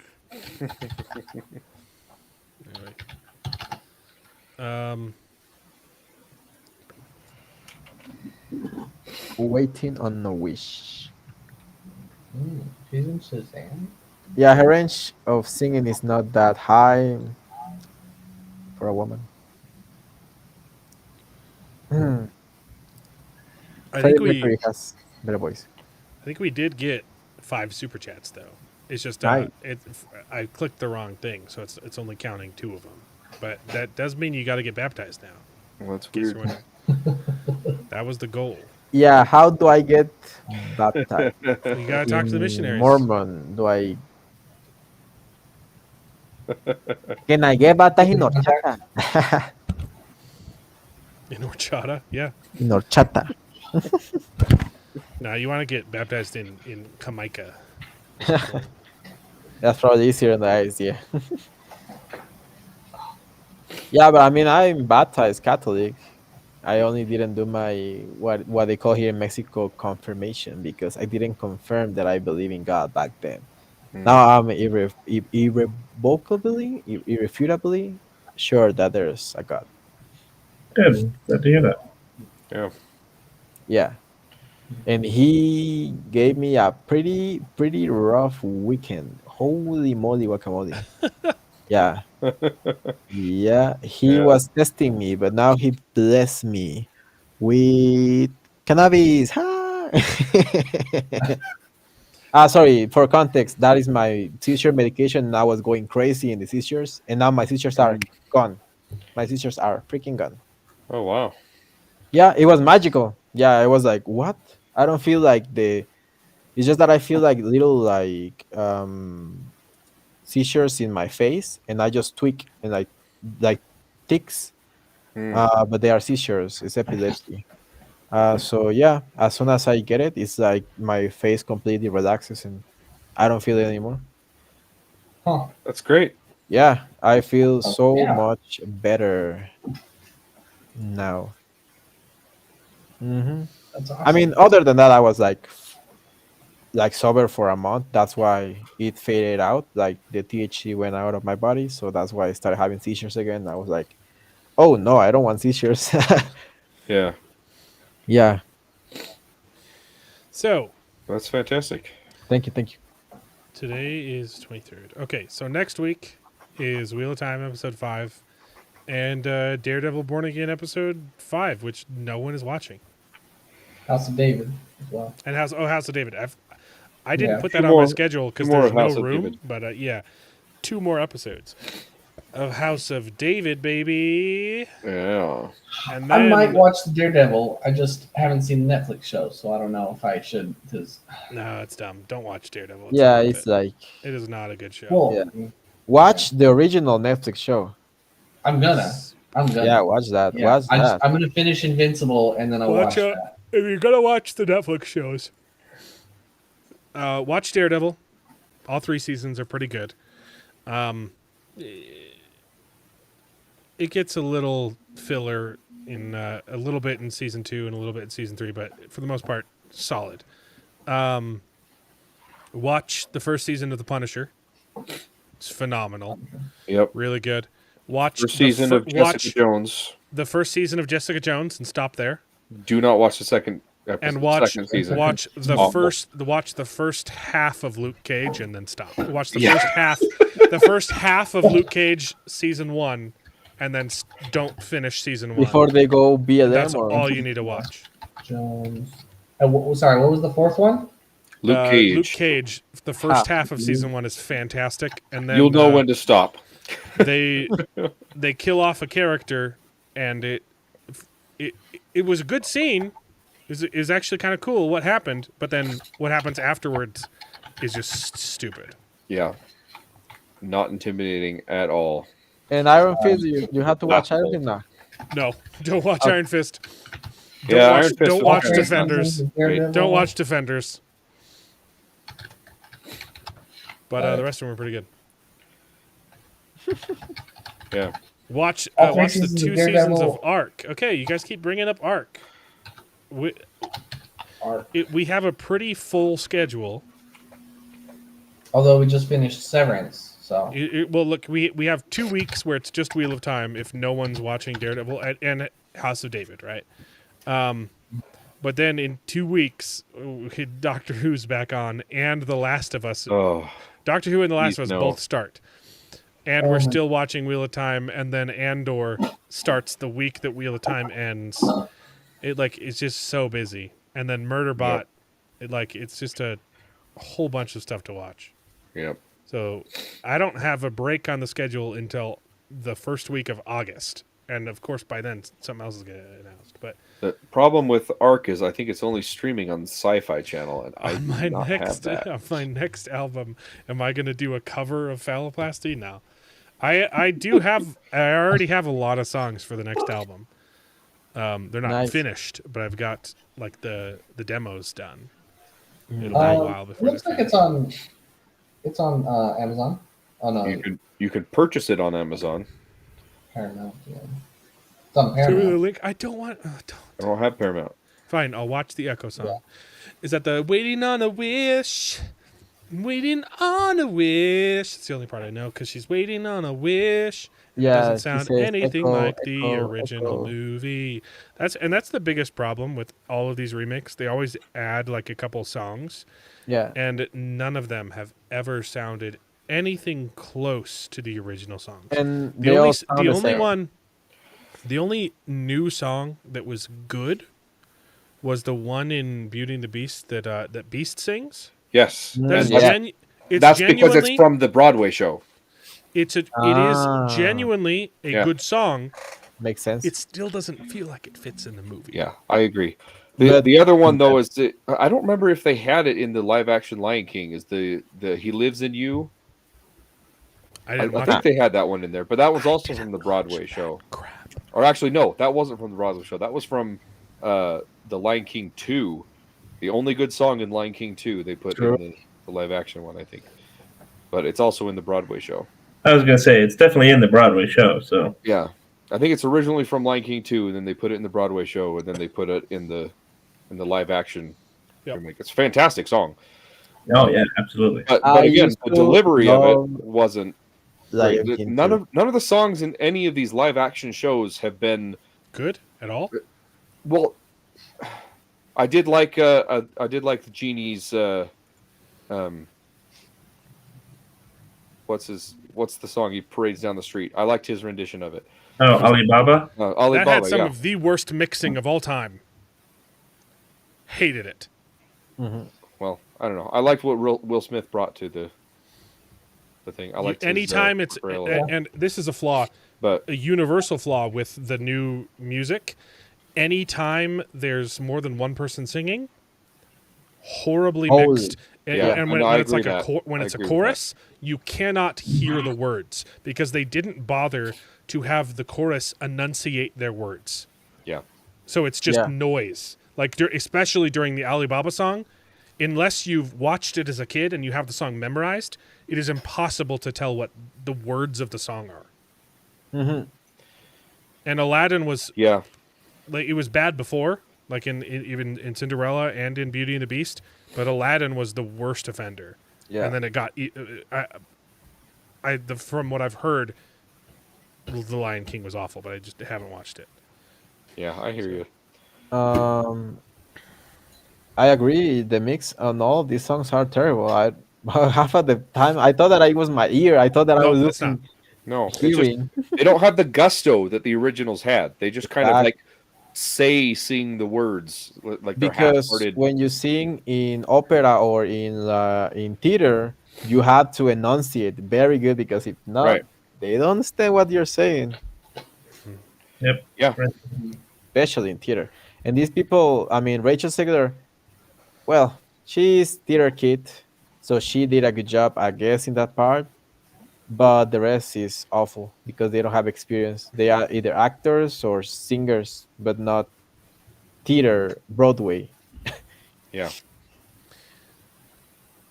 For the record, the ARC show can be found on certain sites that would likely fly the black flag. Well, Yeah. Good to I'm know. sure any TV show can be found there, Charles. Well, I'm just saying, if you guys do want, if you are interested in watching it, you don't need a Paramount Plus subscription. That's all I'm saying. Okay. I'm also. I really need to do more editing, so I will. I promise I will get to Arc. I do. It looks interesting. I want to watch it. It's just not going to be soon. Not going to Yeah. be anytime soon. It'll have to be when there's a lag. and one of us can subscribe to Peacock Unless I again. randomly get sick again and can just like binge an entire season of a show. Don't count on me watching Arc soon. But it's in my radar of things to watch. Maybe someone else could watch it. I'll see. I'll see if I can do it. I do have Paramount Plus. There's only 6 episodes. Why do you have Paramount Plus? Because of Star Trek, remember? Exactly. It was all about the Star Trek. I did have it for a few months, and I was watching Star Trek when I had it. It was pretty fun. But, I used to have Peacock when they had a free tier. Actually, not. I had the premium tier when they had the free tier because yeah, free. But I already got all internet. of the sick, so I'm immune to everything for a year. Can't get this guy sick. I mean, until next he season. Said sarcastically. Yeah. Because I get sick all the time. I thought we discussed this last week. You had 3 of the 4 flu strains going around. Pretty much, yeah. There's still 1. Come all like Pokemon. You need to coat your body in Monster. I did get scared today though. My stomach started hurting, and I was like, "Oh no!" And then I remembered I ate an entire bottle of salsa for lunch. I was like, "Oh, I'm good. I'm good." Mm-hmm. Ooh. Yeah. Yeah. It's just gonna come out real fast. They'll find new diseases for me. Anyway, I gotta get What's off. the herpes Carl's had? Shingles? No, and Carl, it's the what's it called? Shingles. Was And- it's the sepsis whore. Crown of the sepsis whore. gives Yeah. intergalactic gonorrhea or something like that. Yeah, The- man. It's something like that. No, it's not that. It was the arrow that was poisoned for yeah, the it's like super gonorrhea. It's something like that. It's Yeah, Yeah. it's something like that. double. it's double What's gonorrhea. it? That's what it is. That's a double. Believe me, you do not want double gonorrhea, or whatever it was called. Jesus So Christ. funny. Yeah, Such a funny book series. Bummer. it's so good. All right. Well, we'll see you guys next week with more House of David and, unfortunately, more Wheel of Time. Can you believe that the Wheel of Time Season 3 is already halfway over? Why, yes, I can believe it, because you premiered half of the season in 1 week. Yeah. Seriously, right? That's what they're all posting. It's hard to believe that's already halfway over. Bro, it's been 2 weeks. It's Amazon's fault, okay? Yeah. You freaking did 3 the first time. Yeah. So stupid. It just makes it harder to make fun of and review stuff, but it's okay. I'm going to be making videos. I'm going to try and make one tonight. Yeah. We'll see if I fall asleep. I do keep falling asleep. And we do need to do Conan, and I was 100% planning on playing Conan on Monday, and then I remembered that it was my birthday, and my wife had plans. Yeah. Well, this week I am. I working remembered on it was calls, so my I don't- birthday, and I don't was get still to work till planning on later. streaming too. I was like, "Oh, I'll do a birthday stream." Like I'm streaming Conan on my birthday, and then I got home, and my wife's like, "No, you're not." Yeah. we Son can of do a midday stream anytime this week because You want to know what's I up? don't work till later. I'm free Friday. She didn't even let me stream COVID. She didn't Stream let me COVID? stream. She didn't even let me stream Conan, and I didn't even get laid. For shame, bro. So Oh man, it's not worth it then. Conan, yeah, Conan. Yeah, I can play Monday and Tuesday, and maybe Saturday if I don't fall asleep. I'll be taking a test on Friday, so No, can't do Friday. Taking another test. Friday Jared- evening I can do. Jared's gonna Or pass Friday it this evening. time. Well, that would have led to I mean, I guess I can do Thursday evening or Saturday. Either way. Well, if it's not Monday or Tuesday, it's gonna be like midnight. All right. Let me know, guys, because you guys. Yeah. All right. All right. See you. Okay. Have a good night. Yeah. Bye, Mexa. Yeah. Same Exa. Bye. Well, Look we're at ending the stream too. So Yep. We're done. yeah, we do need it. We do need to play because last time was embarrassing, and we need to do it. So this week, I'll be on. We might not get everyone on, but I'll be on. I'll try to get on. Just let me know. I will try. Well, it'll either be Monday or Tuesday after 6 o'clock is when I won't have kids and I can actually play, or Friday or Saturday at midnight is when Mark gets off work. It's not the most convenient time slot. Yeah. Friday and Saturday midnight is fine. Yeah. Actually, it's probably better for me. All right. Okay. Well, we'll group chat, plan something, and we'll see you guys Yep. next week. All right. Thanks for tuning in, everybody. Bye. Yep. Arrow of enthusiastic double gonorrhea. That's what There it you is. Enthusiastic double gonorrhea. Yeah. Don't get Sorry. What a way to end the We're gonna stream. end the stream. And now it is time to say goodbye. We had a great conversation. It's been fun. But all good things must come to an end, and the goodest ending I can think of is... Right now, this moment, this night. So I guess we just say goodbye. So, goodbye. Toodaloo. Au revoir. Auf Wiedersehen. Ciao. Ding dao day. But come back next week for more outrageous bloopers. This is the end. Well, there's only one thing left to do. I'm gonna go home and sleep with my wife.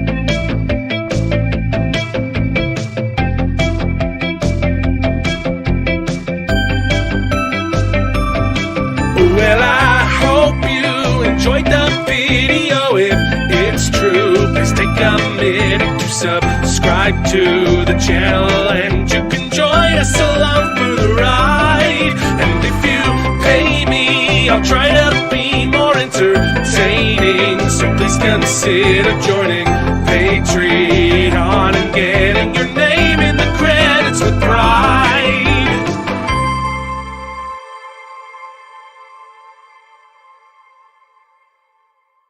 I'd buy that for $1.